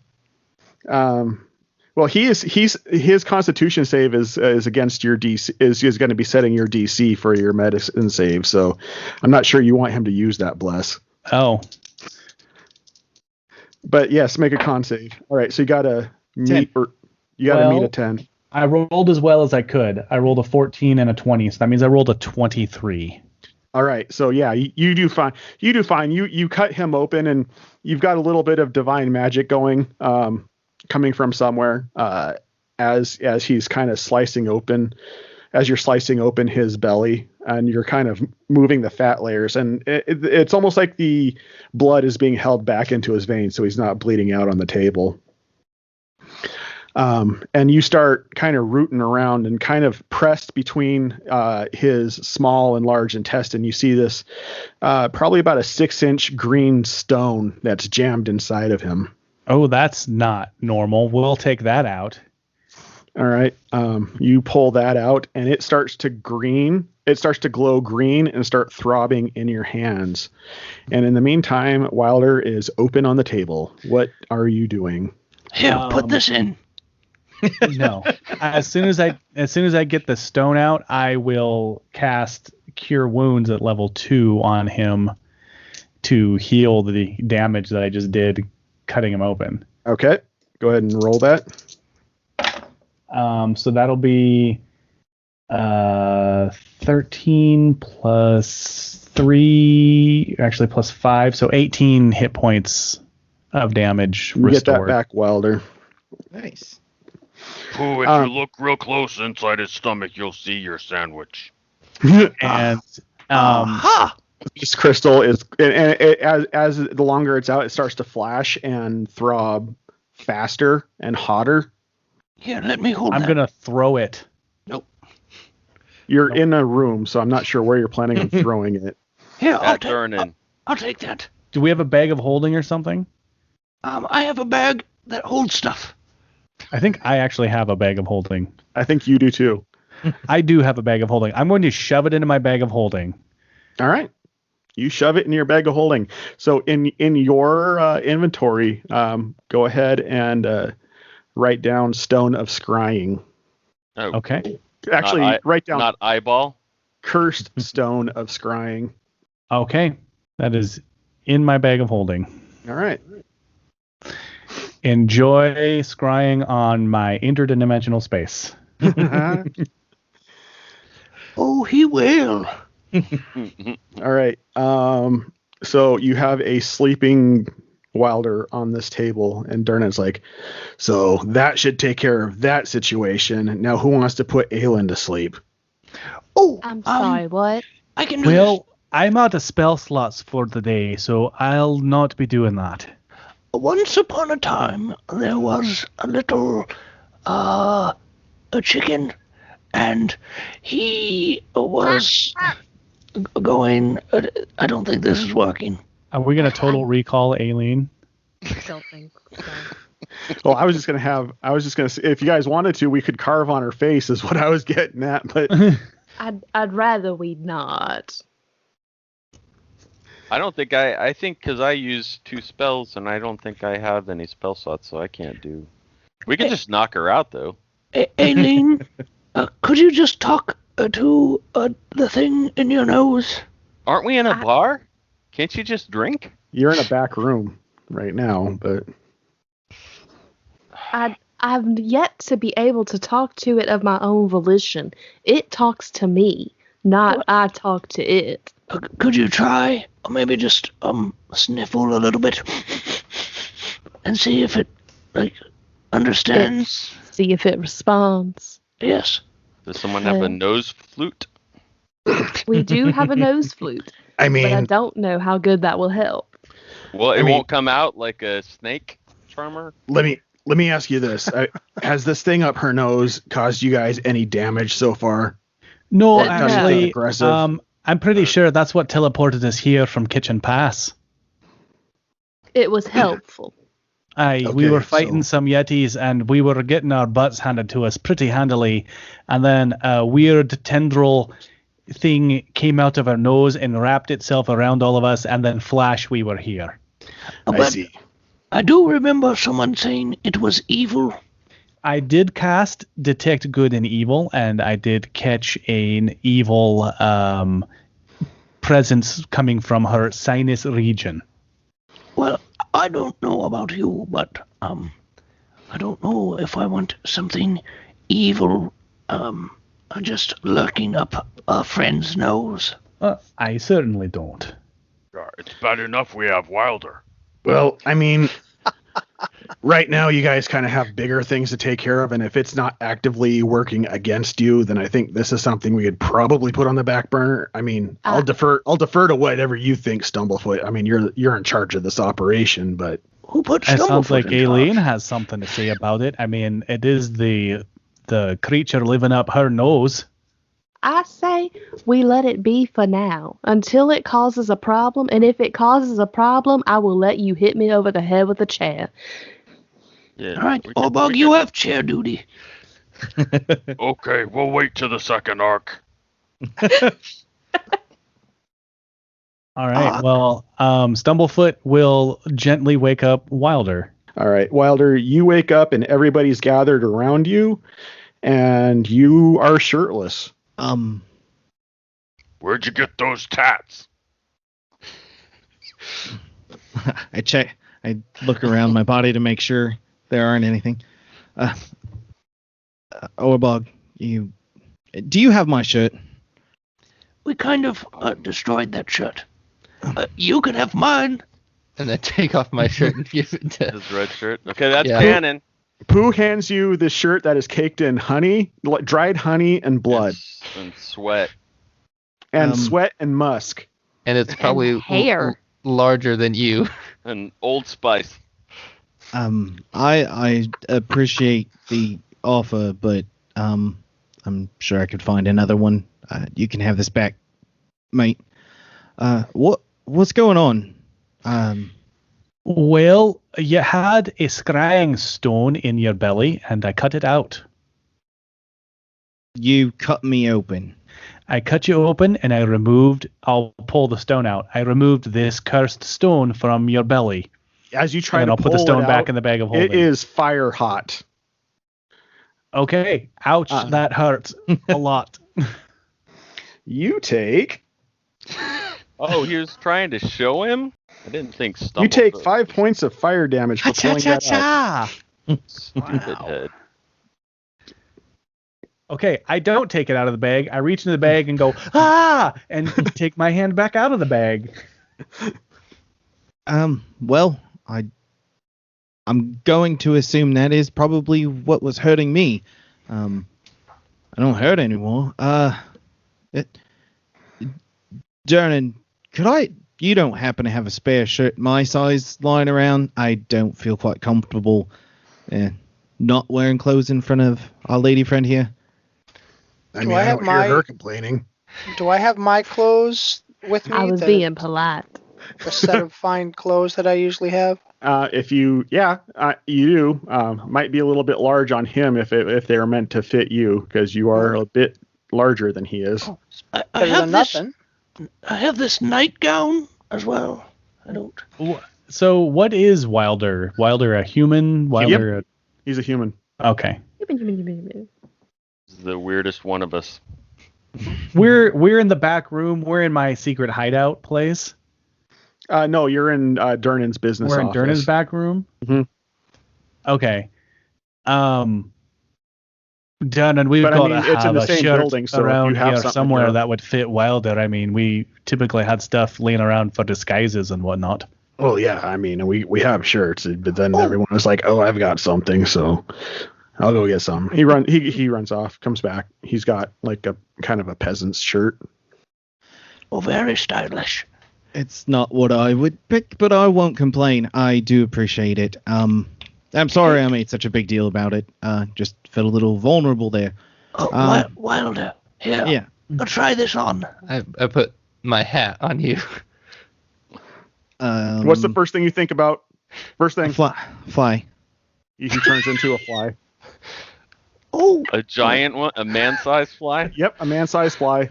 Does he look a little like Jeff Goldblum? He looks exactly like Jeff Goldblum. That's always never disturbing. mind, I'm taking the shirt off. It shows weird. See, and Orbog is leaning down to talk to Aelin's nose, and he's going to ask, "How did you know to take us to Dernan?" And he's got his ear down, listening for her response from her nostril. You don't hear anything, and Aelin, you have a half-orc's head right underneath your nose right now. Can you turn the other nostril, please? Bog, please go take a bath. Dernan's gonna look at you guys. He's like, "So, I mean, I don't mean to tell you guys how to do your job, but isn't it like, aren't we at the point where you probably would want to, like, I don't know, storm the castle?" Oh yes, we are at that point actually. Actually, have the other bugbears arrived? I'll go check. Help me. I'm still hurting. I might need a long rest. I open the door to go out of the room. Without your hat? Yeah, without my hat. All right. You open the door, and a bunch of people on the street stop, and they turn and look at you aghast. And I come back in. I don't think there's any other bugbears around yet. So there's that. Perhaps we should eat, rest, and bathe before we go and do what we need to do. And I'm like pushing Orbog's head away from my face. I don't receive that. All right. So are you guys going to take a long rest? Sure. I could use one. I mean, far be it from me to railroad you, JS. Train's going to do what a train's going to do. Apparently, yeah, Eric, just so you understand what I'm talking about, the running joke right now is JS keeps saying that I'm railroading them when I ask questions like, "So are you guys going to take a long rest right now?" I would like to take a long rest. I think I could use some. I would. Some. Help HP. me. All right, so real quick, let's go ahead, and I need to get some water because my throat's hurting from that first time that I made that Yeti noise. Let's take a 5-minute break if you got to pee or get something to drink, and then we'll finish Arc 1 when we come back. Oh, thank the Lord. I have to pee so bad.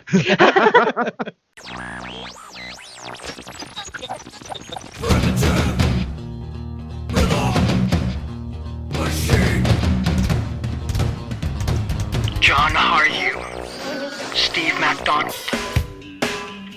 Music theory. Interviews. Music theology. Primitive Rhythm Machine. Monthly on Geek Devotions.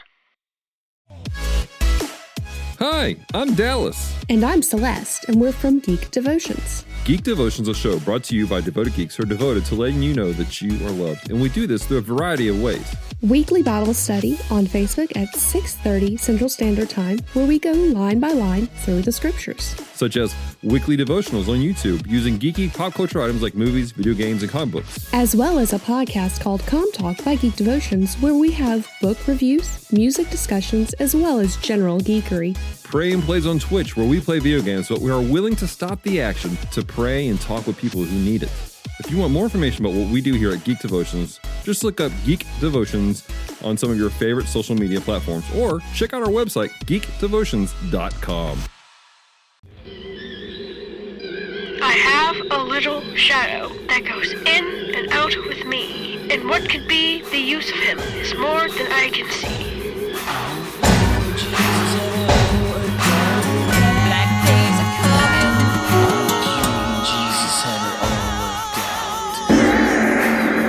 Super strangers. Superheroes.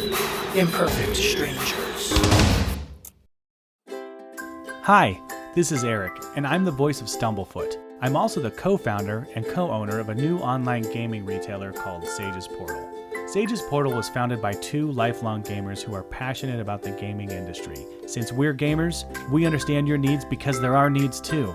We're currently in the development phase and looking for feedback to help us create a brand that you, the gaming community, can know and trust. Come check out our eBay store, Sages-Portal, one word, Sages-Portal, where we're currently selling sets of polyhedral dice. We have a growing selection of acrylic, resin, metal, crystal, and even semi-precious gemstone dice in our store right now. Sage's Portal is currently offering free shipping with every purchase.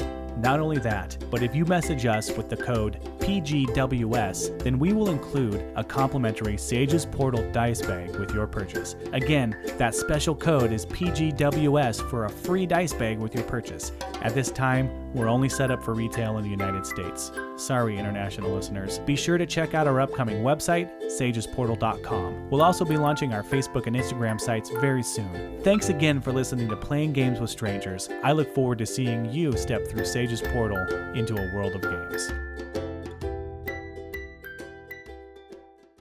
So with everybody back, let's go ahead and resume the campaign. Okay. By the time you guys wake up from your long rest, let's see here, because it was evening when you guys made your blunder out of Daggerford into the great unknown. Into the unknown. I hate you. You guys wake up the next day with the sun up, so to plan your attack on the tower in Waterdeep. Many brave Bothans died.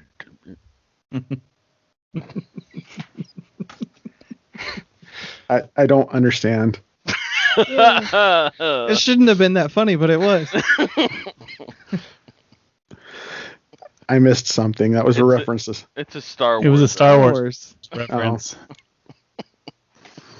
That explains why you caught Celeste off guard and she almost spit out her pretzel she was chewing on. Oh, not. I'll have you know. It was We'll very edit that in good. post. Okay, so when we're planning, what are we using? Like salt checkers and I mean, if you guys can do it however you want. You guys keep leftover asking me snot questions bubbles? like I'm telling you how to do this. And All I'm right. like, it's not my job to solve this problem for you. I mean, if we're in Waterdeep and we're at the Yawning Portal, then I assume that I have some maps and those sorts of things and materials in my little office that I Sure, that can makes bring out sense. and use to help the planning session. Mm-hmm. boring. I went out early in the morning to With or without your hat?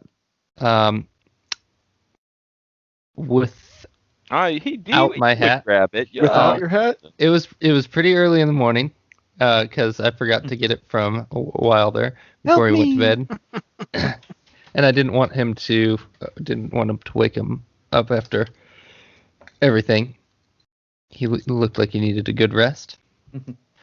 And I went to check to see if the others, our bugbear army, had arrived.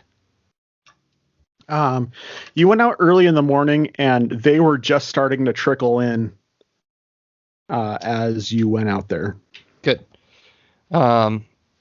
So,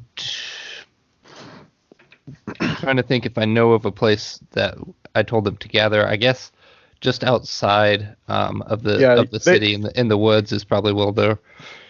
They had told you that with the land that you gave them, that was where they were going, and let them know when they were needed. Okay, I'll tell them that we were getting ready to prepare something.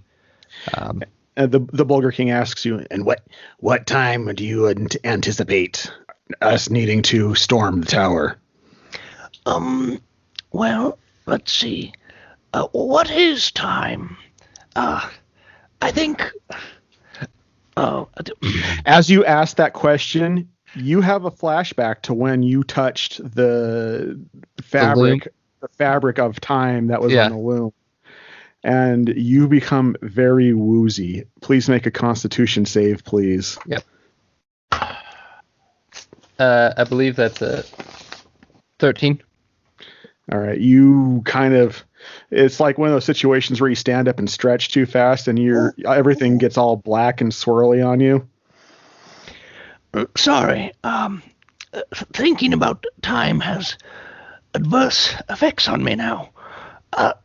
I think this evening, or maybe mid early evening, we'll make our move. We'll plan, and then we will strike out. Okay, mid-early evening. When the sun's about yay high. I keep forgetting how big of idiots you Sanders tribes all were. I keep forgetting how rude you buggers are. So you want us to what? Start at twilight then? At dusk? Twilight. That's a good number. All right. Well, until then, goodbye. Yes, goodbye. And we give the traditional bugbear goodbye. Yeah. He kind of does it half-heartedly. I do it with all my heart. I'm sure you do. All right. So, meanwhile, back at the inn, what you guys doing? I'm still a fly. You can take the hat off, dude. Flies can't take hats off of themselves. Yeah, that's what I was going to say. It's only an illusion. It is only an illusion. He doesn't turn into a fly. He just looks like one. I think Wilder, of all of us, I think Wilder could actually turn into a fly. I wouldn't put it past him. All right. Well, I come back. Want to finish the arc. I come back from the meeting with the tribe, and I say, all right, our reinforcements are ready. We move at twilight. So, like, in half an hour, right? No, Pooh. Twilight is when the sun is going down. It's morning, so we've got to wait all day. Oh, bother, I should have said earlier. Well, twilight it is. That's, will give us time to come up with a plan. And then Durnan goes, and maybe shop for some supplies you might need. Shopping? You say, Durnan? Yeah, I was thinking that was a good idea, too. Durnan's like, okay, so before you go shopping, though, maybe you guys should plan your attack. All right. So, that's a good idea. What we should do is, while the bugbears, the Bulgar tribe, are making their assault, we sneak in and do sneaky things. Not to be rude, Pooh, but that doesn't sound like much of a tactician strategic strategy. I feel like Stumblefoot may have a good idea because, he has people he tells to fight. We could have Orbog come up with a plan, and it would involve sending Aelin first, and then us doing nothing. What if we send Orbog to the front and see what he does, and then we come follow him up? Kind of use his plan on him. Be quiet, Billy boy. Maybe we could do a what? What do you want to say, Stumblefoot? Well, right. So approaching the tower is going to be the difficult part, because it's surrounded by water. Because of where it's located in the city. Can you give us a description of kind of the area, John? We've been there before, right? In the tower? Yeah. Well, you've been in there before. Getting to the tower. I don't remember. It's a kind of like in a suburban area. Here, I'll pull up the map so you guys can see it. I do have the ability to make people invisible. Just one. Wow. Well, don't say people then. Well, one at a time. Yeah, but when the moment you make another one invisible, the other one becomes visible again. That is true. Well, we have the tricky hat thing. Oh yes, I could make myself look like a Christopher, right? Or something. This is a really cool black map. No, you're not on it yet.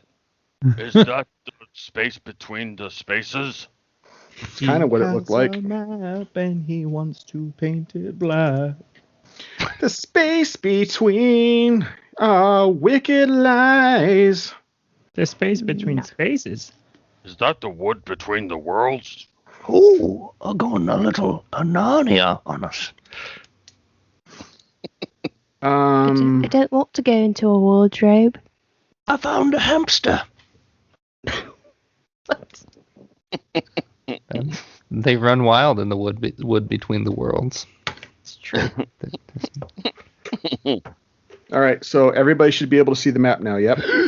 Yes. Yes. Yep. Oh, we're there already. No, I'm just letting you guys see it because Eric needed to be able to look at it. So where in the city is this tower? It's sort of in the center. Okay. And is there a way that I know of that we could smuggle the other bugbears in to the city? Well, we put the hat on one at a time.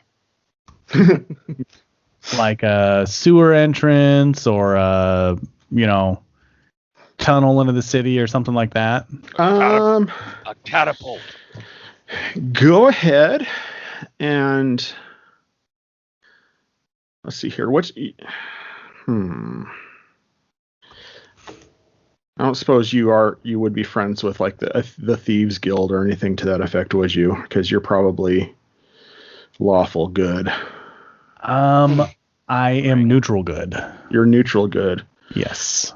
And in your backstory, do you have that at all or not? I do not really have that in my backstory, because my backstory was more, that I was... you were with Gareth and all that. I was with Gareth and all that, and then came to the city during the Bugbear Purge to help the Bugbears and ended up starting the Resistance. Right. Tell you what, go ahead and roll a charisma check.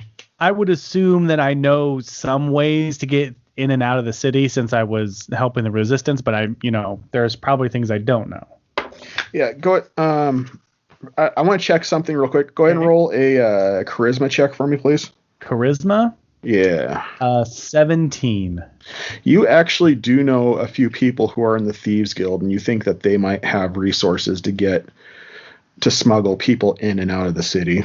Because what I'm thinking is what we might need to do. I mean, if we just let a force of bugbears try to let a force of bugbears into the city, they're going to get crushed before they get to the center of the city to get to the town. So we need to get the bugbears in. That sounds like a good idea. What if we had them come up from the beach? In order to get your bugbear friends into the city, we can't just let them walk through the gates. Otherwise, Christopher's forces they'll meet them in the streets and they'll get killed before they get to the center of the city to get to the tower. And that's bad. But I know some people that could smuggle your friends into the city. What if we do both? Huh? Now hear me out. A bunch of bugbears coming into the middle of the city. Boom! A distraction. Some bugbears and us are going to the tower. Oh! That's not a bad idea. You hear that, Orbog? Not a bad idea. Where does the water end up? Does it go outside of the city? Well, it goes up into the clouds, and then it comes back down, and it's a cycle, you see. Well, yes, that is true. But where does this particular body of water go? Which body of water? There's one on the other side of the tower. It's blue. Like, it looks like the tower has maybe on the right side of the map, a couple hundred of feet, and there's some water. Oh, right. Let me take a look. Let me take a quick look at the world map, and I can get a better idea of where that goes. How tall is the tower? It's fairly tall. It looks like there's an open space doesn't have a door, like the very south face of the building. I'm not meaning to look in, but it's allowing visible access in there. Well, you've been in window. You've been in there before. Oh, okay. That river comes in from the Sword Coast and goes inland.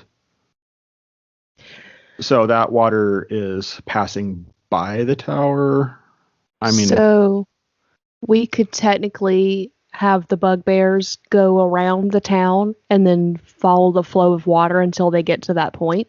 Well, because they're north of Waterdeep right now, and that river goes east-west. Yeah, that would be a bit of a trek. Yep.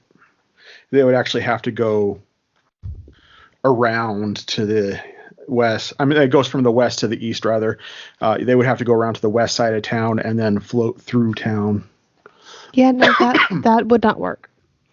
Pooh, how many of these bugbears are coming to help? All of them. All that's left that I know of. Do you have a number? Yes, I do. 3 is a number. Do you know what the total number of bugbears are that are coming to help? Oh, yes, of course. Well, the tribe of let's say if I subtract and add, I would say about 5,000. That seems right. That seems like a good number. I think we can get a lot done with 5,000. I am going to do an insight check to see if I can tell how accurate Pooh's This is going to be a very low DC. Go ahead and roll that. That would be a 21. He has no idea. Got it. I don't have any idea. I would assume it's a tribe of bugbears, so there's probably about like a What's your intelligence, Pooh? My intelligence? He can't spell intelligence. 10. Yeah. It was average. Yeah, you didn't ask, and no. Is there a number? There's lots of numbers. Yeah, I know. 3 is a number. 3 is a number. I would say it's probably like around 100 or so. And that's just my. That's Josiah talking, but what does Pooh think? That's my. Well, there's probably at least a 1. because the king and generally bugbear tribes are in the 100 or so in one tribe or so around there, I think. Great. Okay. But there could be more, lots more. So, John, there's a teleportation circle now in Kitchen Pass. Yeah, you guys set one up when you were over there. Okay. So I could teleport from the Yawning Portal to Kitchen Pass and get men and teleport them back to the Yawning Portal. Well, I mean, yeah. I've got another idea. What if we get one of those yeti things and we teleport it and into the middle of town? Yes, it would be a great distraction. No takers. That would be something for sure. That sounds like a terrible idea. It was Gareth's idea. How many men do we have in Kitchen Pass? You had a troop of 12 rogues. 12 rogues. And then we left them to the Yetis. They ran off. He's not wrong. They did run off, so you're not entirely certain that they're still there. Right. Can I would like to actually teleport back to Kitchen Pass real quick, and if I can find any of my men, bring them back. Okay. Okay, you teleport back to Kitchen Pass, and the camp has been decimated. So 10% of the camp is destroyed. Sweet. That means 90% is left. What was that? That means 10% of the camp has been destroyed. 90% is left. How does that mean that? The word Because decimate the word means to decimate reduce means by destroy 10%. 1/10. Yeah. Yep. And words mean things. Say it's centimated. That would be far worse. Okay, the camp has Obliterate. been turned into rubble. How's that? That's a problem. Oops. Go ahead and prod that DM. See, if you had just played it inside your mind as if it was only 10% decimated, then we could have got away with some stuff. But Yeah. no, Captain Dictionary over here has to ruin it for everybody. For a brief moment, Steve, I thought you were going to say something completely else, and I was shocked. Steve Same. complained about Me being Captain Dictionary, but he was the one encouraging the DM to kill us today. So I would just like to Very point that true. out for the record. Hey, Very remember how true. we got knocked unconscious? How do we? I didn't how do we, appreciate that. how do if we you know guys that? knew if you guys knew Gareth's actual intelligence score, you wouldn't be getting on him about this, okay? He Just- might be smart, but he's not very bright. All right. Camp is destroyed. half right. Are any of my men around, that we could find quickly and take back? You're trying to track them. Go ahead and roll a survival check, please. Okay. Watch out for Yetis. My dice are hot tonight. Survival is a 3, so that's a 20. Dirty 20. Nice. You are able to find where all of them ran off to over the Okay. course of about 3 hours. Okay. Probably 4 of them have been beaten into human pudding. Gross. 3 of them are severely injured but still alive. Okay. The rest of them are, they're not looking great, but they're able to ambulate on their own. Okay. Anyone who is able to ambulate on their own, I will evacuate. And then the other 3, are they movable? Like, could we, in a reasonable amount of time, fashion gurneys and at least transport them back to town? I'd imagine so. The ones that can ambulate probably can help carry them out. Okay. Then at the very least, I want to get my men out of there and get them back to Waterdeep. Okay. And I was hoping that there would be some bodies able enough to help out, but it sounds like probably not. Yeah, unless you wanted to start healing people, and I'm not sure you want to start slinging spells this I early. don't. I want to save that for later. But I, at the very least, need to get my men back home. So we will be leaving Kitchen Pass. All right. So you bring them back into the yawning portal, and immediately it turns into a triage. Well, that was disappointing. I was hoping to bring back some bodies who could help with the attack, but that's not the case. Don't worry, we've got it all figured out while you were gone. Right, guys? Sure. Whatever Pooh says. Right. I mean, So here's what I'm proposing is, we take. I say we do that. I think we should take like 10 or 15 of the bugbears and smuggle them down to the tower with us and have them help us with the direct assault, while the rest, like Pooh suggested, make a distraction and draw off, any of Christopher's troops that they possibly can. Well, that sounds like a wonderful idea. Who And came up with that anyone idea? else in the resistance that's still in Waterdeep should help with creating that distraction. That's the plan that Stumblefoot is going to propose.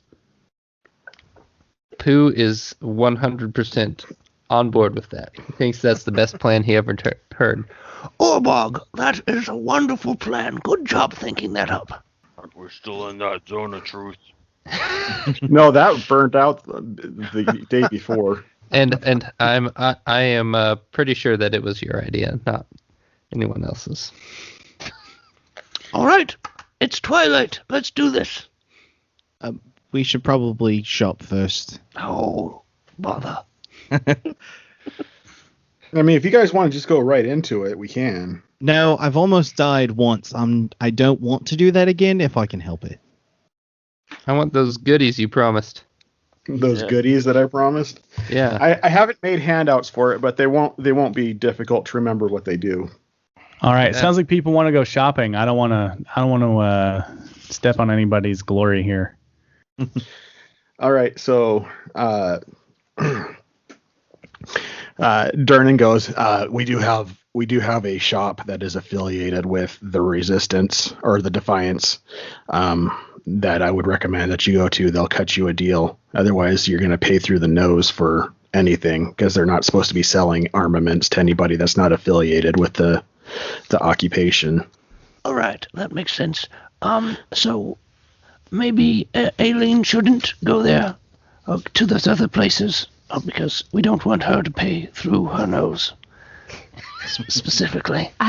I don't think that will be a problem, but we would prefer to not spend all of our cash in one place. Well, I can't guarantee that you won't spend all your cash, but you'll at least be able to afford the stuff, right. Is what I'm saying. Oh, where is this place? He gives you the directions. He goes, and the name of the shop is called Killer Be Killed. Oh, yes. Oh, that sounds like a lovely establishment. I just sent you how it's spelled. I see what you did there. Killer be killed. All right, we go there. Promising. We go there. All right. Do we You have walk gift in. cards? Oh, sorry. Go ahead. Who don't forget your hat. I said, do we have gift cards? No. I do wear my hat this time. All right. You walk in, and there is a black tiefling standing behind the counter, and he's got a mohawk. And Stumblefoot will nod at the black tiefling. He nods at you, and he's got a nose piercing, and from that nose piercing, a chain that goes up and kind of attaches to his horn.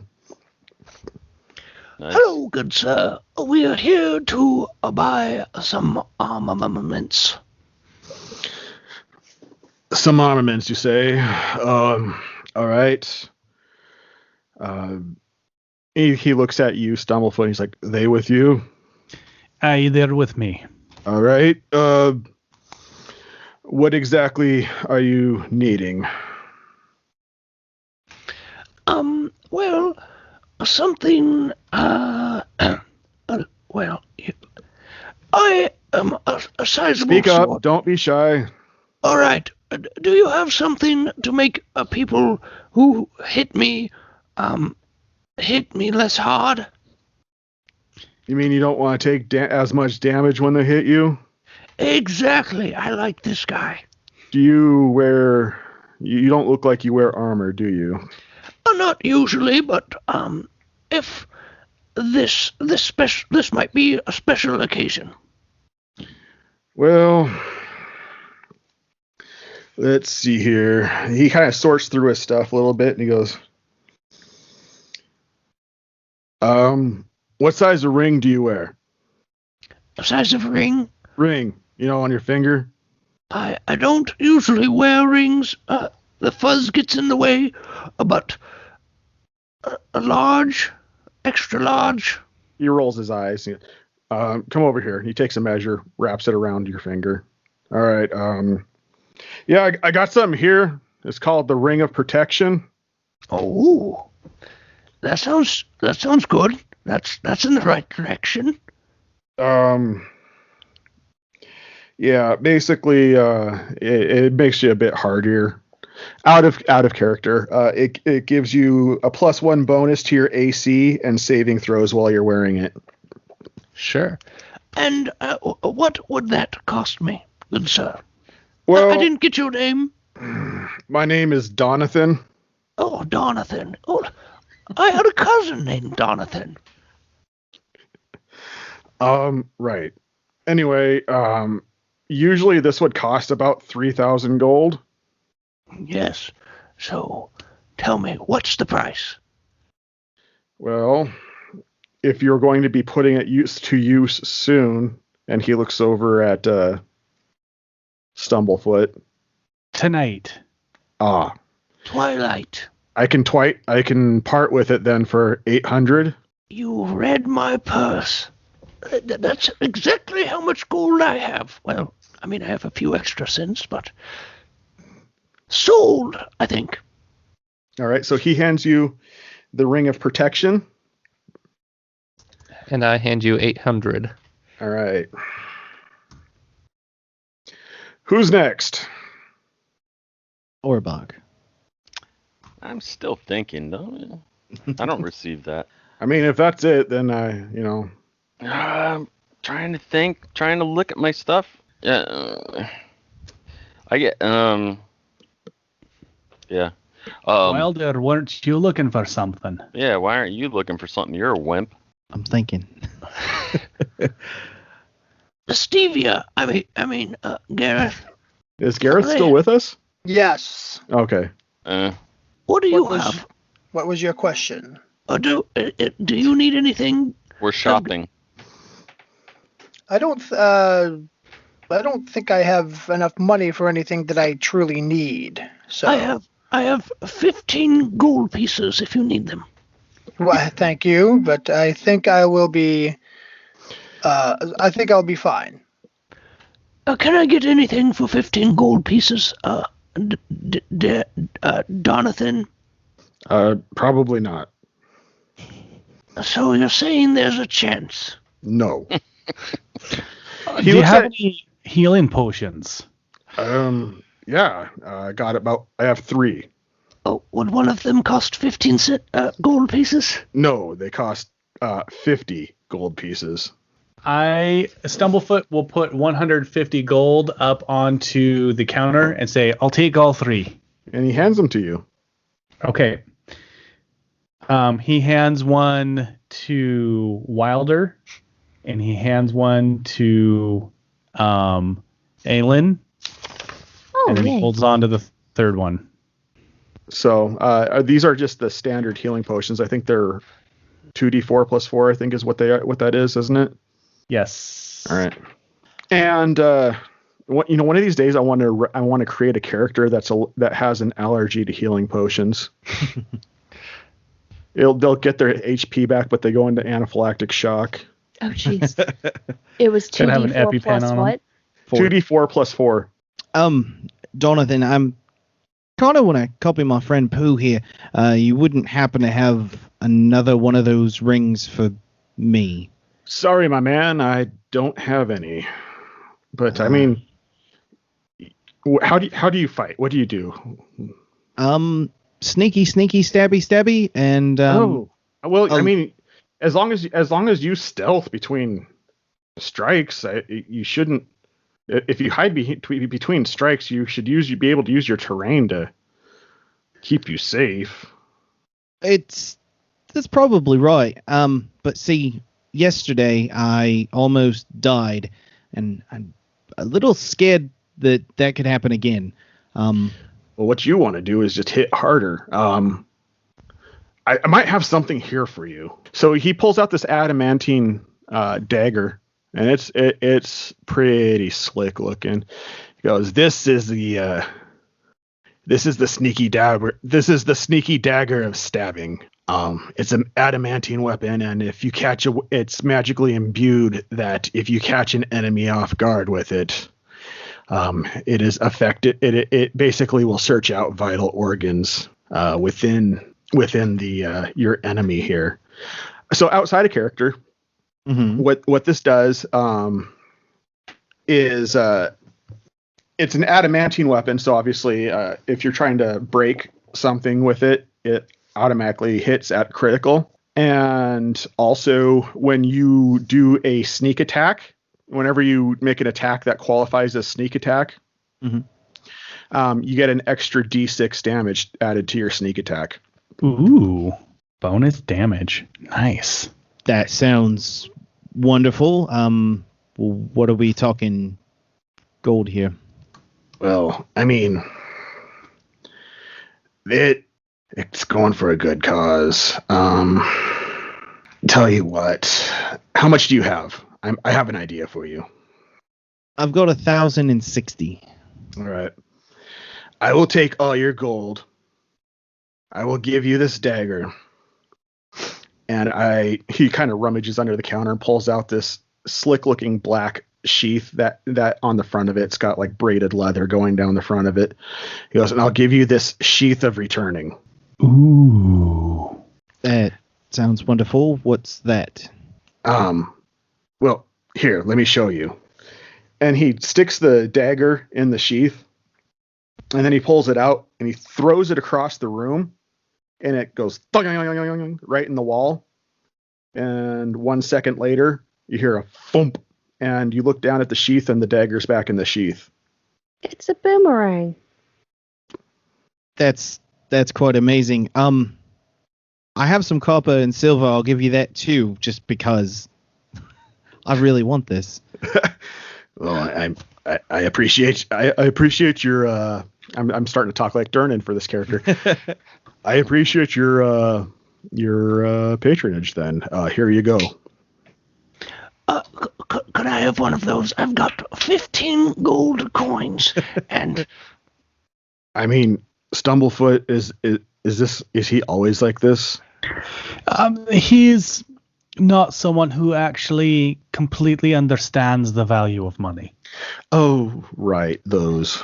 Okay. Well, that's 2 of you down. Who else am I outfitting? Do you happen to have any musical instruments? Musical instruments? I believe you're the first person that has ever asked me that. And I am something that does a lot of damage. I have a drum. Do you want a drum, Aelin? I didn't know that you wanted a musical instrument. I'm just thinking that if something more than my guitar or my flute might help us in this. I can listen to this. I have a little hand drum, and let me ask you this. This instrument that you're looking for is what are you trying to do with it? Well, ultimately, when I fight, I tend to fight from far away unless I have to get into the midst of things, and then I use my acrobatics. So just something that helps me fight longer range, because as you can see, I'm quite small. Like, so you want an instrument that can cast spells to damage?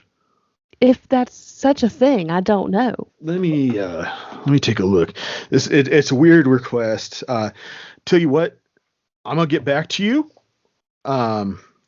He writes something down on a piece of paper, and the piece of paper just kind of as he finishes writing it, it catches fire and flies off in ashes.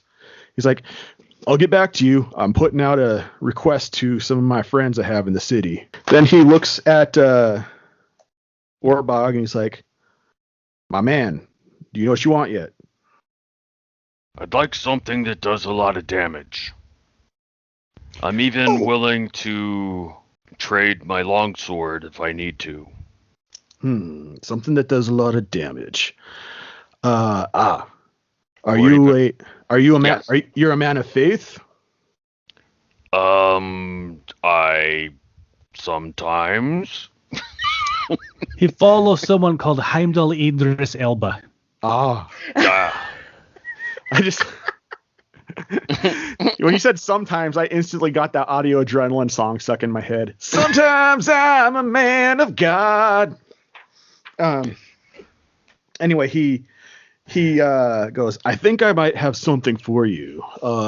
Just a second. And he runs in the back and he comes out with this great sword. He's like, no, you won't be able to use this with your shield you got there. But I don't, if you want to hit hard, this is the way to go. It's the great sword of the faithful. What it is when you apply your, because I know you paladins have a tendency to have those smites that you do. Yes. It adds a extra D12 to your smites damage. Ooh. I think maybe I should return this ring. All sales are final, my man. Oh. Do you have any honey back there? No, this is an armament shop. Do you have any honey I can throw at someone back there? No. He means well, and he hits hard. I fill in the empty spaces with jokes. So, would this be something that you're interested in? Yes, very much so. Not you. Oh.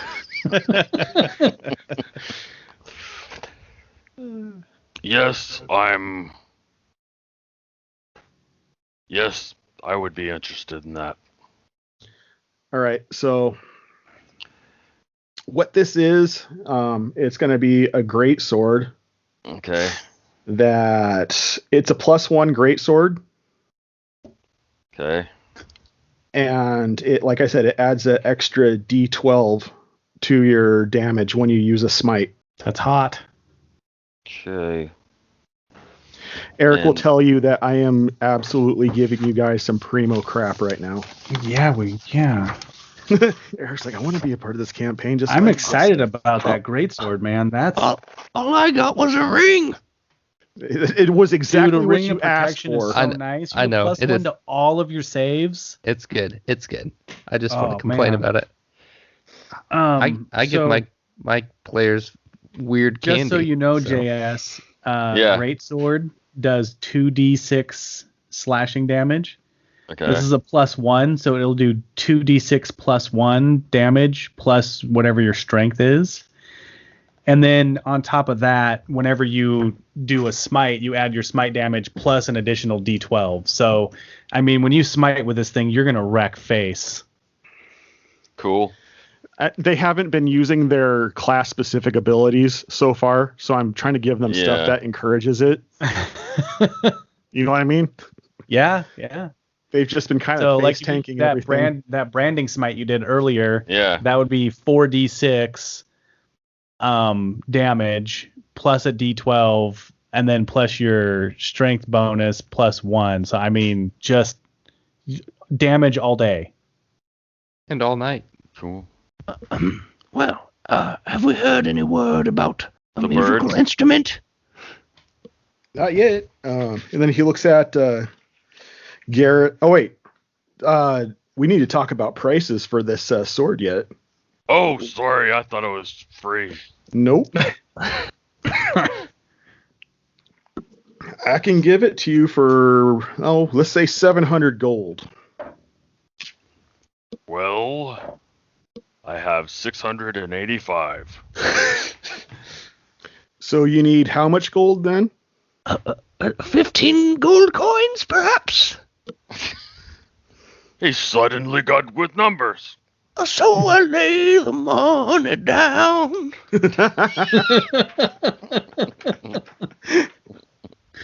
So are you pitching in on his sword then? Yeah, I am. All right. So you became the owner of this fantastic sword that I probably shouldn't have given you, but it's too late. Hey, that's okay. I'll screw it up. No, that's my job. I just had the best idea. Uh-oh. Well, I think it's time to call it a session. Let's, Oh, look at the time. Is Alien getting a shwam? A sham? No. I'm not going to break my game like that, but so he's going to the guy's going to look at you, Gareth, and say, "And what can I do for you, my man? Do you need anything?" I think I'm all set, but thank you very much. Are you sure? he has some good stuff back there. Check to see what he has. I Don't offend the man. I don't have a lot of on-hand cash, and I'm very well equipped as a warrior. So I thank you. All right, suit yourself. Wait. And just as he says that, a piece of paper appears and he goes, right on time. He's like, oh. He looks at you, Aelin, and he goes, how good are you with stringed instruments? Oh, I'm quite proficient. All right. Well, This is a woodwind. I mean, he says, I have a friend that can procure you what he calls a harp of fireballs. Oh. That sounds dangerous. Very. It has 5 charges a day, and each charge you spend 1 charge each time when you play a song on this harp, and it will, as you rake your fingers across the strings, it will launch a fireball. You know, I've once heard it said that an arrow may have your name on it, but a fireball is addressed to whom it may concern. Pretty much. Nice. That's a good. How much would that be?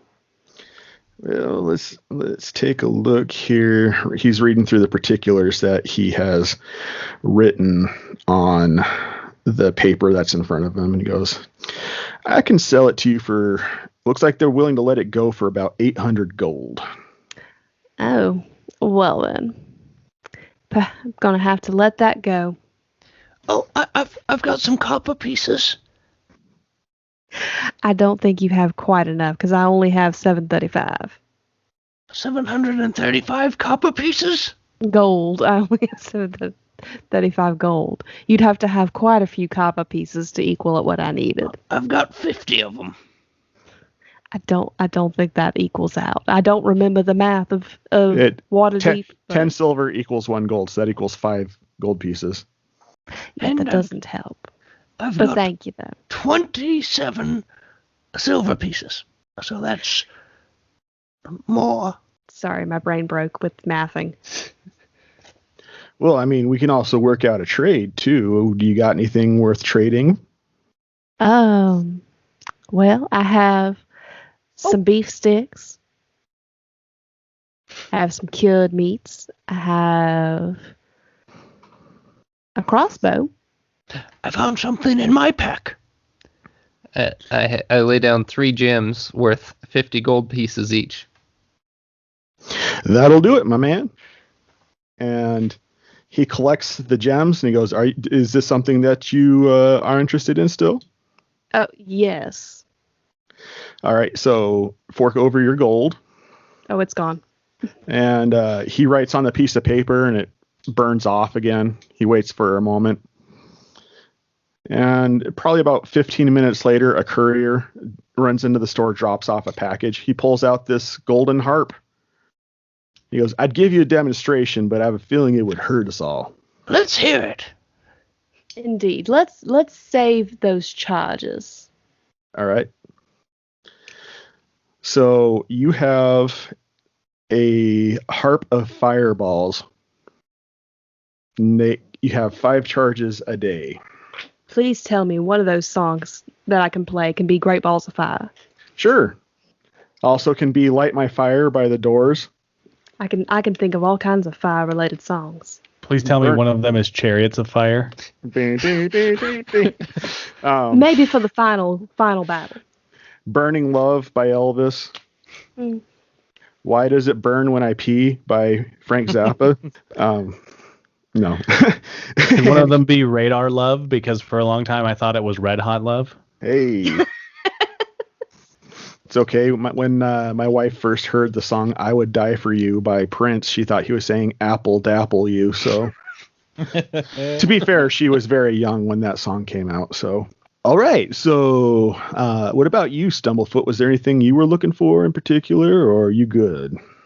No, I'm equipment-wise, I'm fine, and I spent pretty much all of my gold on hand on those healing potions. So. Gotcha. Well, all right. I wish you best of luck this evening at whatever it is that I don't want to know about. We are twilighting. And I give him a wink.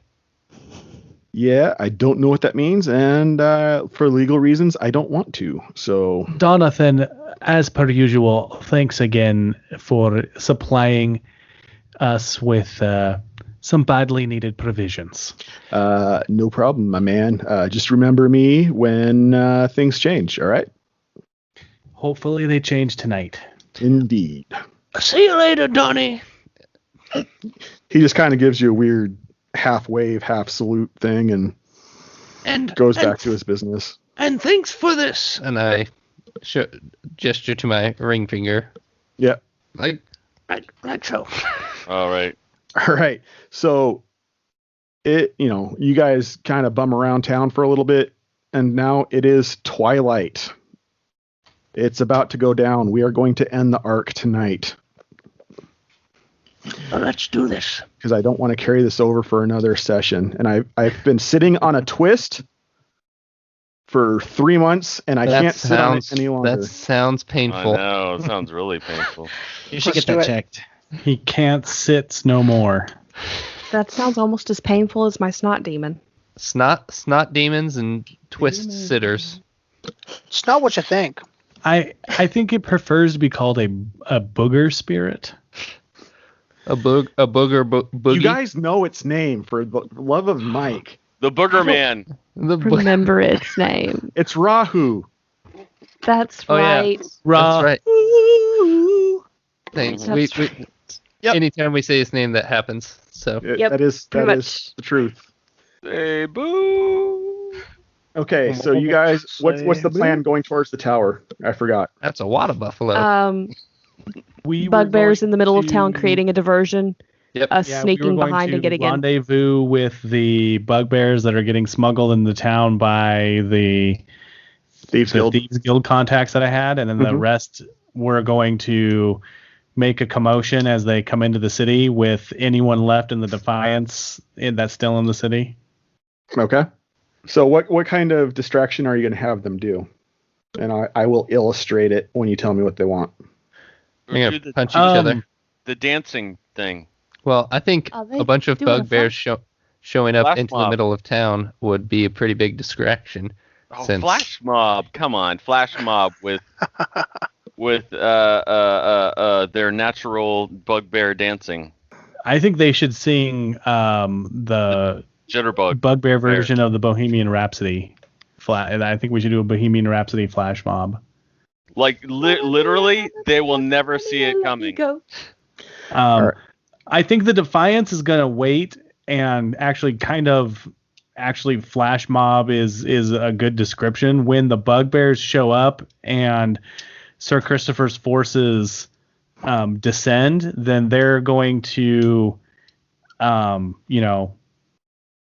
join in the fight. So they'll kind of just pop out of wherever they're hiding and join in the fight to try and detain those forces as long as possible.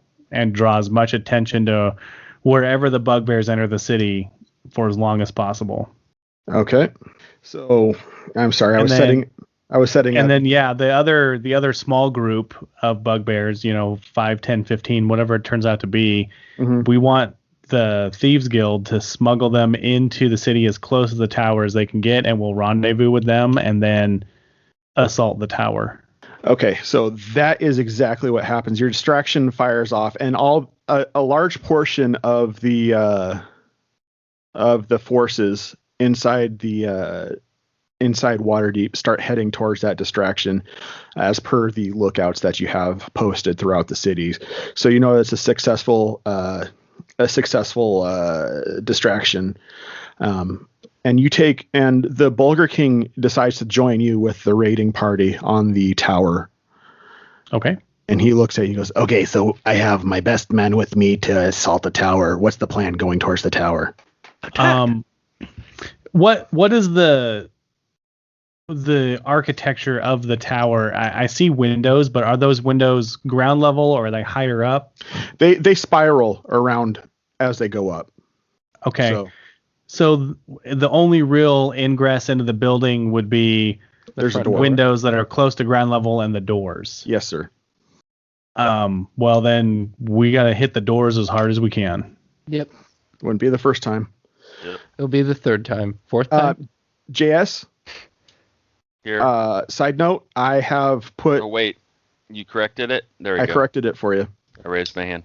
Just letting you know. That's the reason why I didn't listen to what your distraction was. Okay. So... Quick question out of game. Go ahead. Did you invent this thing, John, or did it actually come from... No, I invented it. Okay, that's why I can't find anything on Google about it. Nope, just look up the spell Fireball. So here's a question. Spoiler alert. Or rather, this Stumblefoot will ask this question. Aelin, would you be opposed to starting off the festivities with a fireball straight to the doors? I would not be opposed to that at all. And I'll I think that throw might be my a great drum way at to it. test the strength of the doors. Indeed.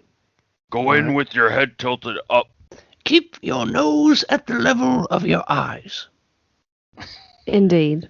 Well, then I think we're going to stand back and let Aelin strike a chord on her harp and launch a fireball at those doors. And if it blows the doors off the hinges, then we charge. And if it doesn't, then we start hitting the doors.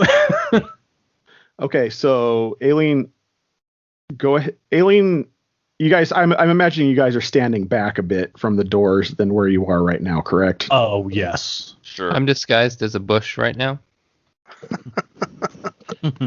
Are you not on the map? George or No. Barbara? No, I'm on the map. I'm disguising myself as a bush. Actually, Laura, Steve. Laura. Jenna? Seems more like a Jenna to me. All right, so Aelin fires off a fireball. What song are you singing? I'm going to go with Great Balls of Fire for the first one. Oh, not Hot Child in the City. Next door. I will do that one next door.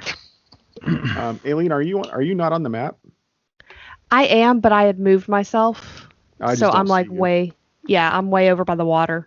Oh, okay. Well, you might want to actually be in front of the door. Yeah, give me a second.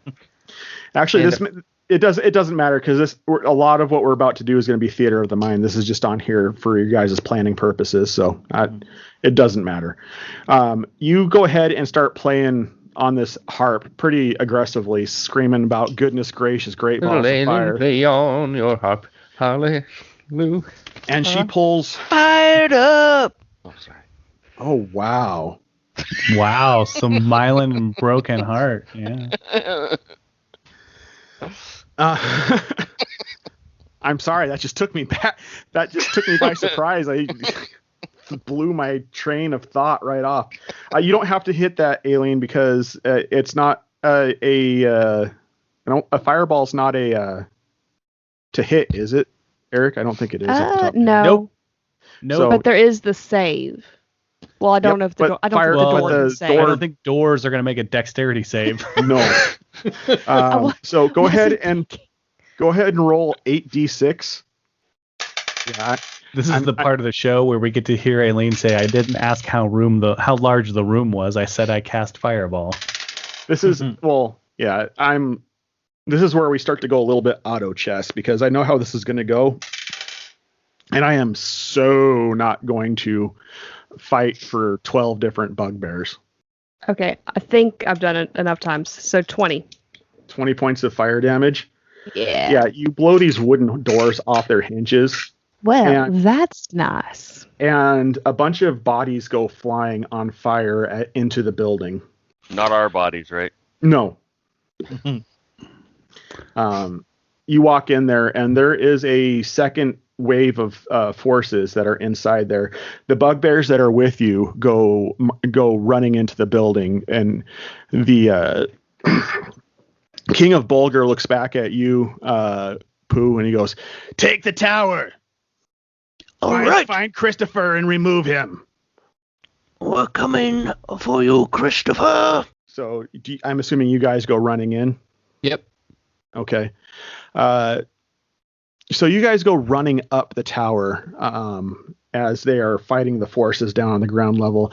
You run up the spiral staircase and you come into the first floor, which is that familiar bedroom where Orbog had his personal encounter with the keeper.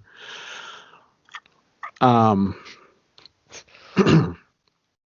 Orbog, I'd like you to make a wisdom check for me, please. Oh, sorry. Just using my brain. We're all in trouble. 12. Thought I smelled something burning. 12. All right. In the corner of the room, you see the visage of the keeper standing there, just with a smirk on his face, staring at you as you're going up the stairs. I'd love to branding smite him. Make your choice. What would Orbog do? He would growl and point his sword at him. And that's it? I'm thinking. Are you gonna help? It just smirks at you and kind of gives it like a sneer in your direction, but doesn't say anything. Well, I'm gonna keep going then. All right. So you guys start heading up the staircase again. This is a very large staircase. You go to the next floor. Wilder, I need you to make a wisdom save, please. 14. You, as you pass by the third floor, out the corner of your eye, you see your mentor in this room, in the middle of the floor, bleeding out, and he's reaching out towards you. What do you do? I just run up to him. You run into the room that he's in? Yeah. You hear a poof, and everything goes dark. To the rest of you, as he runs into this room from the staircase, the doorway goes black, and as you touch it, as you try to reach in there, it's just where it's black. It's an invisible force there. Wilder. No. Wilder, what are you doing? I suggest we stick together, friends. We'll come back for him later. Did he disappear, or? You can't see him. Everything went black inside that room. I go in after him. You can't. I try. You can't. No. You are physically unable to go in there. No, Wilder. There's nothing we can do for him now. He's on his own. I don't like leaving people behind. Well, you're not necessarily leaving him behind. You're just leaving him on this floor. Let's conquer the tower and come back for him. I don't like leaving people behind. I don't either, but we don't have a choice right now. We have to keep moving. Can you throw anything into the room? I try again to get into the room. You can't. I try to push Pooh into the room. All right, listen. It looks like maybe there's distractions in these rooms. We need to stick together, and when we go into a room, we all go in together. We cannot separate. Yes, but what about Wilder? Wilder's gonna have to save himself. We cannot save him. If anyone does get separated, we do leave them. This has one important thing that we must do. Everyone agrees to this. If we are left behind, usually we stay and we pick that person up. This time, we all agree. There's one purpose. All right. We've got to stop this. All right. Let's keep going. All right, so you guys go up to the next level, and in the next level, Aelin, I need you to make a wisdom save for me, please. Oh, goody. A 10? Aelin, as you go past the next level, you see a one of the druid types stringing a noose around your mother's neck as she's standing on a stool with her arms tied behind her, and she's looking out at you, pleading for she's pleading for help as this druid is getting ready to kick the stool out from underneath of her. Oh no, this is not going to happen. So I run in there. I grab you as soon as you start moving away. Okay, I need Aelin to make a dex check, and I need both of you to make a dex check, please. Sorry, that was a save. Not a dex check. Dex check. That's deception. Wrong. No, bad. That's deception. 21. 22. She rolled a 22. No. No. She ducks your hand and goes and runs into that room. Aelin, you hear a and everything goes black. And once again, the doorway goes black and it becomes impenetrable. Aelin, we had a plan. I grab the others around me if I can. I try to hold on to all right, Orbog and Gareth. That's not a bad idea. I have rope. I'm going to take my rope out. I'm going to tie it around my waist, and I'm going to tie it around the next person's waist, and we're going to lash ourselves together close enough that there's only a foot or two, so we can't run off. Good thinking. All right, you guys don't go anywhere. Let's continue. All right, you guys go up the stairs. You continue to go up the stairs. What's your marching order? Is Pooh in front? I'll take front. Yeah. Okay. And yes. Then meat shields in front. All right. So it's Pooh. Then who else? I'll go. All right. Gareth, and then I'll take the back. You're taking it back. Okay. So then it's Stumblefoot. Then yeah. Gareth. All right. You go up to the next floor. Gareth, I need you to make a wisdom save, please. That one? Yep. All right. As you go past this room, you see kind of like a shimmering magic field that is I close my eyes. Let's go. Let's go. Right. Let's go. And you continue on. Move. You get up to the next floor. We've already done so all we have left is Stumblefoot.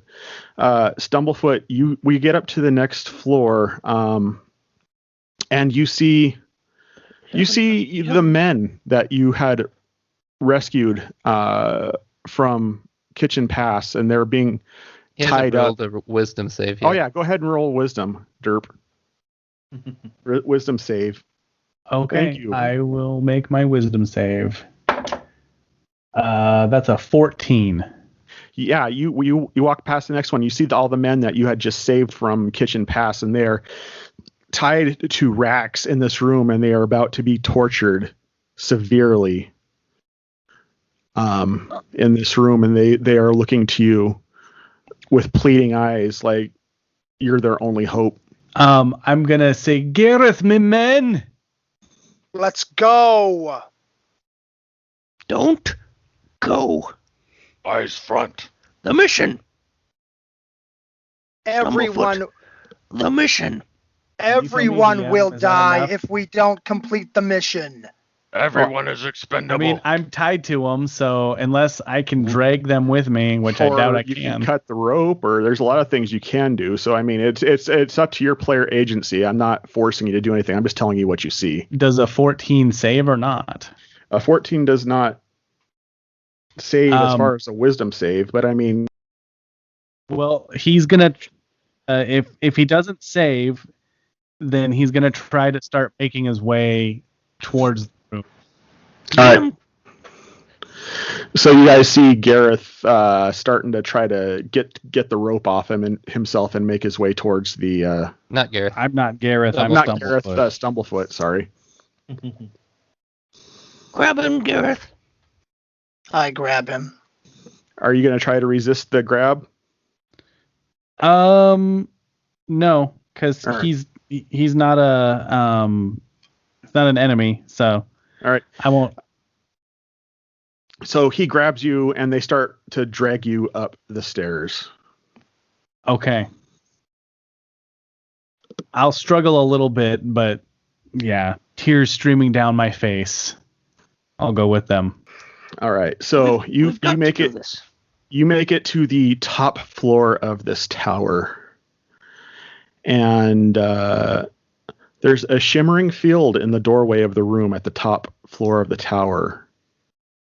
And inside the room, Pooh and everybody actually, you see Christopher standing there with a great sword in his hand, just sitting at a bench waiting with a block of wood with 2 slots.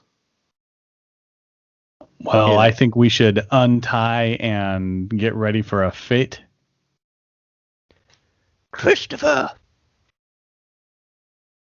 we're here for you and your master. Doo-doo head. Well, my master is not here, but you're welcome to come for me. Well, just know that when we're done with you, we'll be moving on to him. I'm sure you will. And then we're going for the CEO. And so I start moving forward towards Christopher. You take a step about 3 feet in, and then you get stuck. And not stuck in the same way that the other players got stuck, but you get stuck because as you pass through the shining field, Orbog, who is behind you, gets pressed up against the shining field in the doorway. Like he can't pass through it. Orbog, can you keep moving? We stated we untied the rope from ourselves. Oh, did you? Okay. I said didn't. we untie the rope and get ready for a fight. Sorry, Well, I didn't hear. I didn't untie, but if you guys untied for me. I was gonna say if he. Then never mind. You walk through just fine. Okay. But anybody else who tries to go in there is going to run up against the side of this field. Out of character, what has happened is this room is covered by Liamon's tiny hut, so only specific individuals can enter. I'm specific. Yeah, we're all specific.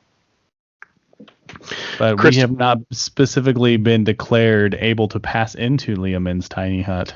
I know. So basically, the end of this arc completely rides on Pooh. Oh, bother. Surprise, surprise. The Pooh arc. Christopher looks at you, Pooh, and he goes, "So shall we settle this like bugbears?" We should not have to settle anything, Christopher. All of this, why? I mean, I know why, but you shouldn't. This isn't who you are, Christopher. You betrayed me. You left me in the hands of slavers. You have no idea the life I've lived or the pain I've felt. And at the hands of my own tribe, I'm doing the world a favor by this genocide. And soon all shall kneel before my master and know the bounds and the boundlessness of his wrath. Well, I won't kneel before your master. Then you will die before him. Christopher, there has to be some other way. I don't want to fight you. Then surrender your weapon and place it within the block. And like I said, you see 2 slots on the block. And what will that do? You don't want to fight. No. But I will. If it means saving my friends if it means saving what's left of my people, if it means saving this world. If you surrender your weapon, I will surrender mine, and then we can have this discussion you want to have. Will you listen to me, Christopher? Oh, I believe there will be a lot of listening that will happen. Listening from me, you mean? From both of us. Christopher, you're still my friend, and I don't want to abandon my friends. Then put your weapon in the block, then I'll put mine in. All right. I set my weapon down in the block. Do you push it all the way in? I guess. I put it in there. As you shove your weapon into this block, your sword begins to shake back and forth violently, and you hear a loud scream come from the block. And Christopher gets a large smirk on his face, and he goes, "Stupid as ever." And he slams his sword down into the block, and blood starts to gout out from the 2 holes where you guys have put your swords in. Christopher, and you see, this? as he shoves his sword in, the scream becomes louder, and you see 2 spectral golden wings shoot out from the block. What's going on, Christopher? For about 15 seconds, and then the shaking begins to stop, and the spectral wings just fade to nothing. Christopher, what did you do? It's not what I did. It's what you did. And he kicks open a hinge at the end of the block. And you see, as you look into the gaping hole that is inside the block, you see a person that's stuffed inside there. Who is that? Callum. You see black hair and a head that's wearing an earring in the shape of a skull of a mind flayer. You. I just jump at Christopher. Let's roll initiative. You have no idea how long I've been sitting on that twist. You just killed Callum. It's evil. Don't rub it in. 14. Well, needless to say, I'm raging. All right. Well, you're first in the initiative order anyway, so you rage, and then what? I'll attack recklessly, just with my hands. Okay. So that's an 11 plus. I guess I don't have just my hands on here. If you're not proficient in unarmed combat, then it's just your strength modifier. Strength. Yep. And then it's a D4 damage plus your 4. strength. So it would be 15. You take a swing at him, and he slaps your hand out of the way and just laughs at you. He goes, "Pathetic." And then I'll go ahead and try again. Okay. Yeah, that's not anything better. It's a 7. He knocks that away. He reaches behind the seat that he was sitting on. He whips up this warhammer that he had stowed away behind there. He goes, "Now you taste my wrath." And he takes a swing at you. Does a 16 hit? Yes, it does. Even with your ring? I'm a 15 with my ring. Oof. Because it gave me 1 extra armor class, right? +1. Yeah, +1. Yeah. Yeah, he hits you for 12 bludgeoning damage. Hey. And he would have advantage on that too. Well, it doesn't matter because he hit you with the. I mean, if you wanted to go for the crit. No, it rolls with advantage on there. The 16 and the 10. You see? Oh yeah, I do see that. Yep. So he's going to take another swing at you with that warhammer, 2-handed. A 27 to hit. Yep. He hits you for 10 damage. He's like, "I would have gone to the grave with you, but you abandoned me here." I didn't abandon you, Christopher. I came looking for you. And you did this to Callum? He laughs and goes, "You did it. I just followed your lead." I reach back to grab my axe. Okay. Can I take it? Am I able to release it from Callum's body? Yeah. All right, I take it and I'll swing at Christopher. Go ahead. Again, recklessly. So that's a 19 to hit. 19 to hit. Okay. 10 damage. Oof. All right. So I'll do that, and then I'll take another. I'm just hacking at him wildly right now. All right. 21 to hit. That hits. Okay. 12 damage. Not bad swinging. I think that's exactly what he did to me. 10 and 12. Yeah, that is. Yeah. Christopher, why? Why? He just looks at you and he goes, "Why not?" And he raises his hand at you, and a blue-white light streaks towards you. A 9's not going to hit you. So as he shoots this beam at you from his hand, you duck out of the way. Mm-hmm. And as you duck out of the way, he swings one-handed with his war hammer. Okay. And he rolls a 12, which also isn't going to hit. Nope. I am going to. I guess I'm going to go ahead and swing at him again. Yeah, going for it. 16 to hit. 16 misses. Okay. It swings over him, and then I'm going to try to grapple him. Okay. So this is contested. Actually, I can't do that, can I? Since I already made an attack action. Grappling. That's true. You would grappling wouldn't be an attack action. Mm-mm. So I'll go ahead and just swing again. That's a 4 on my actual roll, so that's not going to hit. Nope. And he goes, "You're old and pathetic. The best thing you could do is lay down and die with the rest of your tribe." Christopher, you're part of my tribe. "I'm part of no tribe," he says as he swings the warhammer at you again, single-handed, for a 23. Mm-hmm. And he gets 6 bludgeoning on you, which is, of course, halved because you're raging. You've been having all these scores that I've been throwing at you, right? Well, I've just I've just been writing them down right now. Oh, but yeah, have the I'll ones have that. Yep. Okay.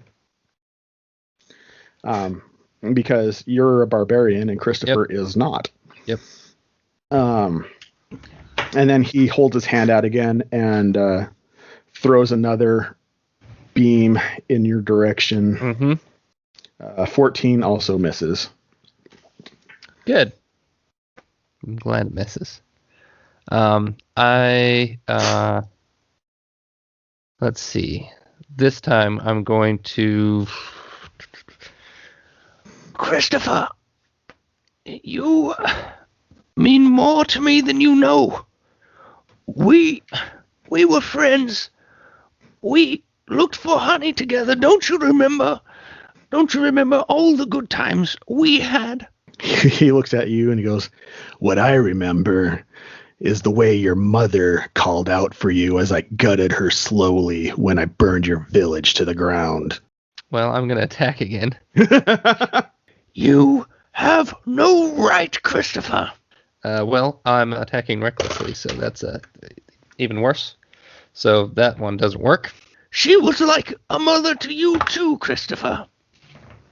No. Again, no. I just swing all over the place. We all cared for you. You cared so much to enslave me. 21 to hit. Yep. 12 points of bludgeoning, so reduced to 6. Yep.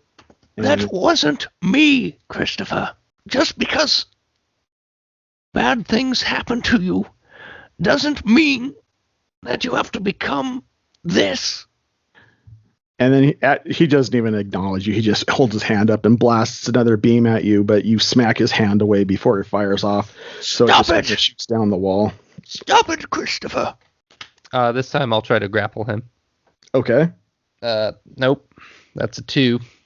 Yep, that's definitely a big old nope. Even if I rolled the strength, that's at a 7. So, yeah. So my 7, well, that would be... that would be 9 for me. Oh. So then, yeah, you grapple him. Christopher, you can stop this. You don't have to be this person. I don't have to, but I get to. And what can I do when I'm grappled? It's been a long time since I've dealt with this. To break a grapple, it's an opposed athletics check. All right. I think technically when you're grappled, you can still attack. You're not restrained. Yeah, you can. Yeah. Okay. Yep. He's going to just swing. He doesn't care. Ooh, 27 to hit. That's going to be 8 points of bludgeoning damage. Okay. So that's going to be reduced to 4. That's just with the reduction. And then another 6 for the beam. I can't hit with this ray for nothing. I still have him grappled. Right. So I'm just going to try to hit him with my head, like headbutt him. Try to knock some sense into him. All right. So that's a 17 plus my strength. So, enough. What's your strength? Well, 7. Yep, that hits. So this would just be a D4 damage. Okay. Not my best headbutt. We call that the Glasgow kiss. Nice. All right, and you gonna take your second attack? Yeah. This time I'll just kind of I'll just more or less shove him out of my grapple, just push him away. So not really an attack so much. All right. So you push him away, and he turns around and he goes, "What's the matter? Don't you want to feel how much I love you?" And then he holds his hands up, and a cone of fire shoots from his hands. I need you to make a dexterity saving throw, please. Oh, good. I have advantage on that. Oh, you do? Yep, because of my danger sense, since I can see it coming. I rolled a 19 anyway. And then my dex is... Yeah, you 2. saved. You saved, but you're still taking half damage on this, So you take 4 points of fire damage as this cone of fire comes off of his hands. Yep. Great, now it smells like burnt hair in here. A burnt bear. I'm not a rabbit. Get it? Right, anyway. Oh, Christopher. We need to end this now. The only way I can't let you go on. The only way this ends is if one of us is dead, and it's going to be you. I'm sorry, Christopher, but you're wrong. I go ahead and try to attack him again. I'll do recklessly. So it's a 15 plus my 7. 15 plus my 7. Okay. That's an 8, 9, 10, 11, 12, 13, 14 damage. He coughs up some blood on himself. Is that all you got? I also have this. And I bring down my axe on him again. That's a 15 plus 7. That hits. That's an 11 plus my 4 plus my 2. 17 damage as I bring down the bottom of my axe handle on top of his head. All right. He laughs and he goes, "I'm not afraid to die, but just know that even in the afterlife, you could never save me, just like you never saved me here." And he swings his warhammer towards your knee. Okay. 10. Dang it. I jump over it. And he swings it again. 18. That hits. 12 points of bludgeoning damage reduced to 6. Yep. Man, this Christopher guy has some anger management issues. Yeah, he kind of hates poo. Yeah, he does. Christopher! And I'll go ahead and attack him again. Go ahead. Stop! Yeah, 17 plus 7. Hits. That's a 12 plus my 6, so 18. He's looking pretty haggard at this point. You know, he's got some severe gashes in his side, but he still has this menacing look of hatred towards you. And he goes, "Do it. Do it, you coward." This is for Callum, Christopher. And I'll go ahead and hit him again. Non-lethally. That's an 18 plus 7. That hits. That's an 8 plus 6 for damage. I think you said this was non-lethal? Yeah, non-lethal. All right. He is unconscious. All right. I take the rope that is left around my waist. There's probably some from being tied up, and I tie him up as best as I can. I'll roll for that if you want me to. Yeah, make a survival. That's a 19 plus survival is plus 4. That's a 22, 23, 22. Okay. And then I'll go back towards the entrance, dragging Christopher with me towards the others. Okay. You start dragging him towards the others, and then what? Well, hopefully I can get out of the tiny hut. You are able to go outside the tiny hut with Christopher. And I lay him down next to them, and I say, Watch him. Make sure he doesn't do anything. And then I go back in, and I go down, go next to Callum, and I kind of fall down where Callum's laying there. Callum, I'm sorry. I couldn't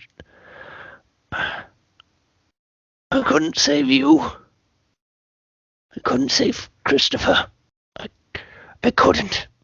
And I'm going to sit there for a little while. Now that Sir Christopher, sorry, he's dead. Now that Christopher has been defeated, are we? Stumblefoot wants to go back downstairs and see if the rooms that Aelin and what's his face?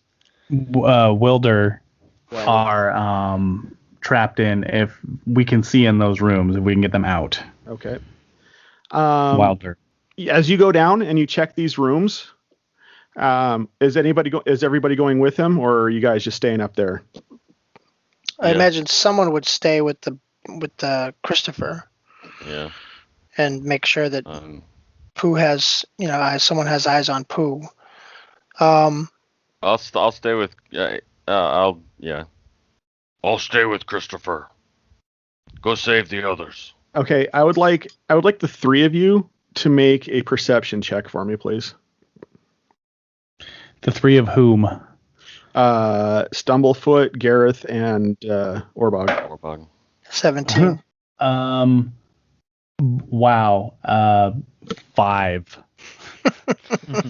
What'd you get, Orbog? 19. Okay, the two paladins, and this is fitting. The two paladins, you hear something kind of just ever so slightly fly by your faces, but you don't see it. Did you feel that?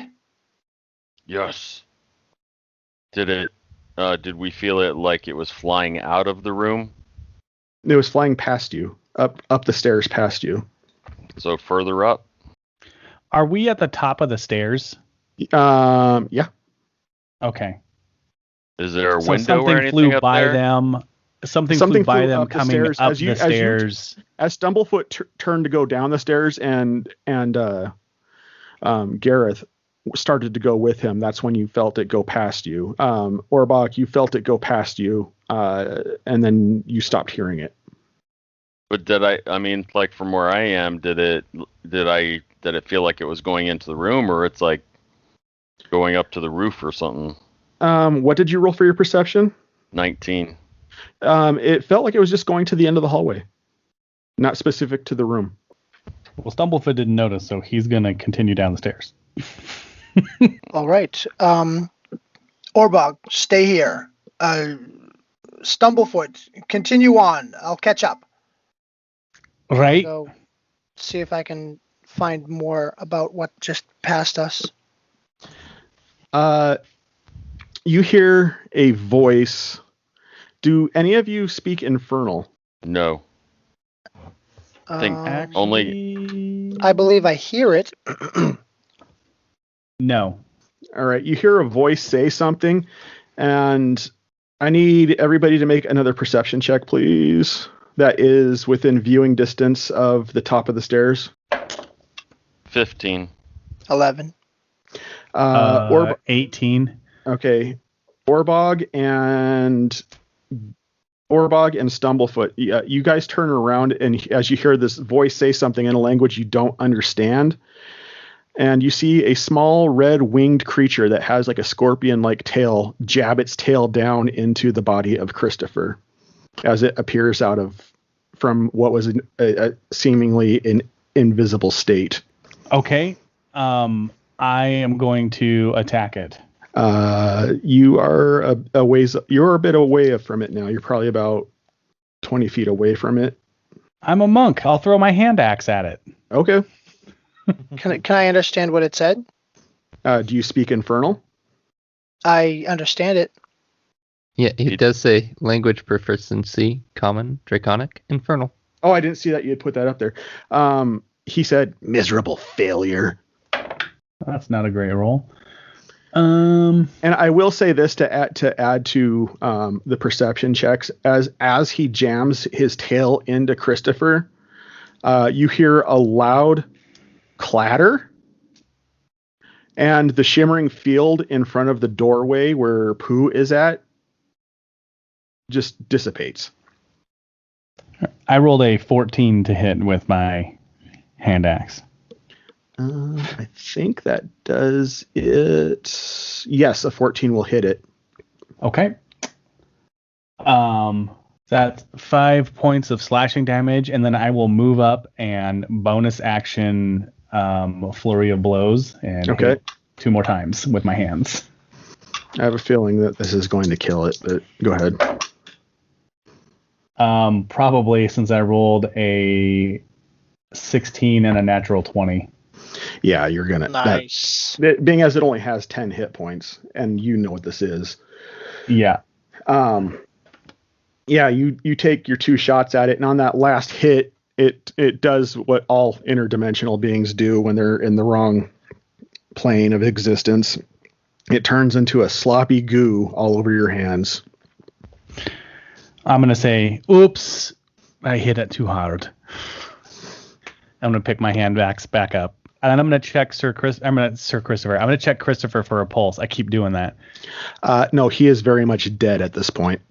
Yeah. It killed him. And we don't feel as though we could heal him up to a point or anything? No.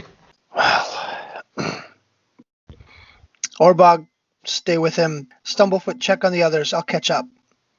Right. I'll make my way downstairs. I'm going to go into Pooh and see how much healing he needs. And without interrupting him, just sort of put my hand on him and heal him. Gareth. Yes, Pooh. I killed Callum. No. But there he is. He's dead. Yes. But your actions were dictated by another person. It was not you that killed Callum.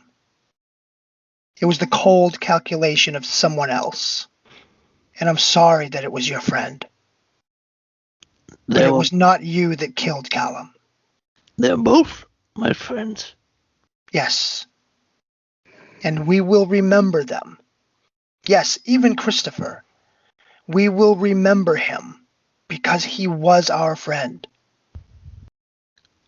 Why, Gareth? Why do I keep losing my friends? Because it's natural. People die. Sometimes people are killed. Sometimes people die from disease. But this is natural. It's unnatural when someone lives forever. It's unnatural when someone has an extended life. This is natural. And we mourn. And we move on because we know this is natural. And we know that the best of that person would want us to move on.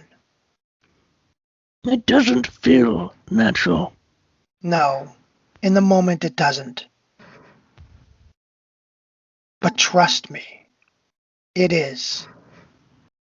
I need to go check on the others. Yes. Orbug is outside the door. We'll be back. No, we need to find Wilder. We need to find Aelin. Right. Do you want to come? Yes. Can we take Callum Yes. out of this place? Yes, definitely. Okay, so as you guys go throughout the castle, the rooms that you guys pass by that the other two are in are open now, and you find your friends who are trapped inside the darkness are just standing a little bit dumbfounded and confused as to what just happened, as they are just standing there and they have no recollection of why they were in there in the first place. As you go further down the castle and bring the body of Callum out, you see some confused bugbears at the bottom of at the base of the tower, and some empty armor standing there. In questioning these the bugbears at the base of the tower, they tell you that they were in the midst of a heated battle when suddenly the bodies of the soldiers they were fighting had dissipated. And you recall the loud clatter as the winged creature had stabbed the body of Christopher and silenced him for eternity. And you kind of put two and two together that all the magical statuses and his army were tied to his vitality.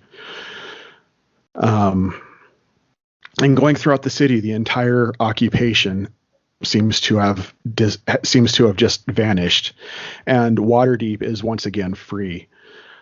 Over the next coming days, people begin to rebuild, and freedom and peace begins to once again reign in the city. Several of the citizens of Waterdeep look towards you, Stumblefoot, as you led the defiance against the occupation, and they want to name you as the new Lord of Waterdeep. Stumblefoot says he'll think about it. I'm not for knowing that I'm for being a lord. Pooh. Yes. The King of Bulgur figuratively and literally buries a hatchet with you to symbolize peace between your tribes and unification. He invites you to become a member of his tribe and to serve as an ambassador to other cultures as a position of honor, and to extend his gratitude and his thanks for allowing him to fight by your side in the freedom and redemption of his race. I accept, I guess. Okay. Yeah. Your home has been rebuilt within the Bugbear Village, just north of Waterdeep, and had a few enhancements added to it, to something that would be appropriate for someone of your position. It'd be a much more comfortable and lavish abode for a bugbear of your stature. But the entire party is heralded as the heroes of Waterdeep, and they throw a parade in your honor. Durnan builds a partition onto the yawning portal, and he says that you guys will always have a home at the yawning portal as long as he is running the inn. And it's a suite of rooms, a very lavish suite of rooms that for the 5 of you to call home whenever you should so choose to do so, and plot your next adventures as they come. And several months after the liberation of Waterdeep, as you guys are relaxing in the yawning portal, Aelin. Yes. A very familiar face runs into the yawning portal. It's your younger brother. He comes in screaming and crying. And he says, Aelin, you need to come help. Mom and Dad are gone, and I don't know what to do. Okay. And that's where we're going to leave off tonight. Huzzah. So thank you, everybody. I know it's been a long episode. I want to thank my East Coast players, JS, Steve, and Dave, very much for hanging in there. I know it got a little bit late for them, and I apologize for that, but I really wanted to finish the arc tonight. Excellent job. I hope everybody enjoyed the way that arc ended. I want to give mad props to Josiah, definitely, for his RP tonight. That's just astounding. And for all you at home, hope you enjoyed it. Go check out our website at playinggameswithstrangers.com. That's maintained by Dave Mazing himself. Check out our merch section, and also please leave a review and and like us on whatever platform that you get this podcast on. Next episode, we will be picking up in the second arc of this campaign. It's going to be exciting. It's going to be a type of arc I've never attempted before, and we'll see how it goes from there. Patreon. Oh yeah, we have also launched a Patreon where you can see the video unedited of this, 2 parts because apparently Skype decided to split the call. But yeah, so am I forgetting anything else? Cool. Go check out our other projects as well. You guys know what they are by now.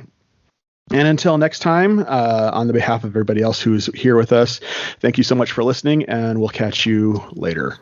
Bye, everybody. Thanks for playing, Eric.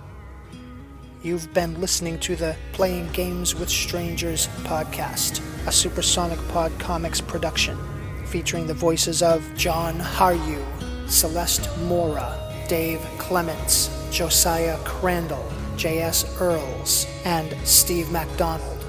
The theme music is Exit Zero by Sovereign Citizen and the Nonprofits, used with permission. Find more of their work on Facebook or wherever you purchase music digitally. Please rate and review this podcast wherever you download it from to help other podcasters find our podcast and to join our community. And once again, thank you for listening.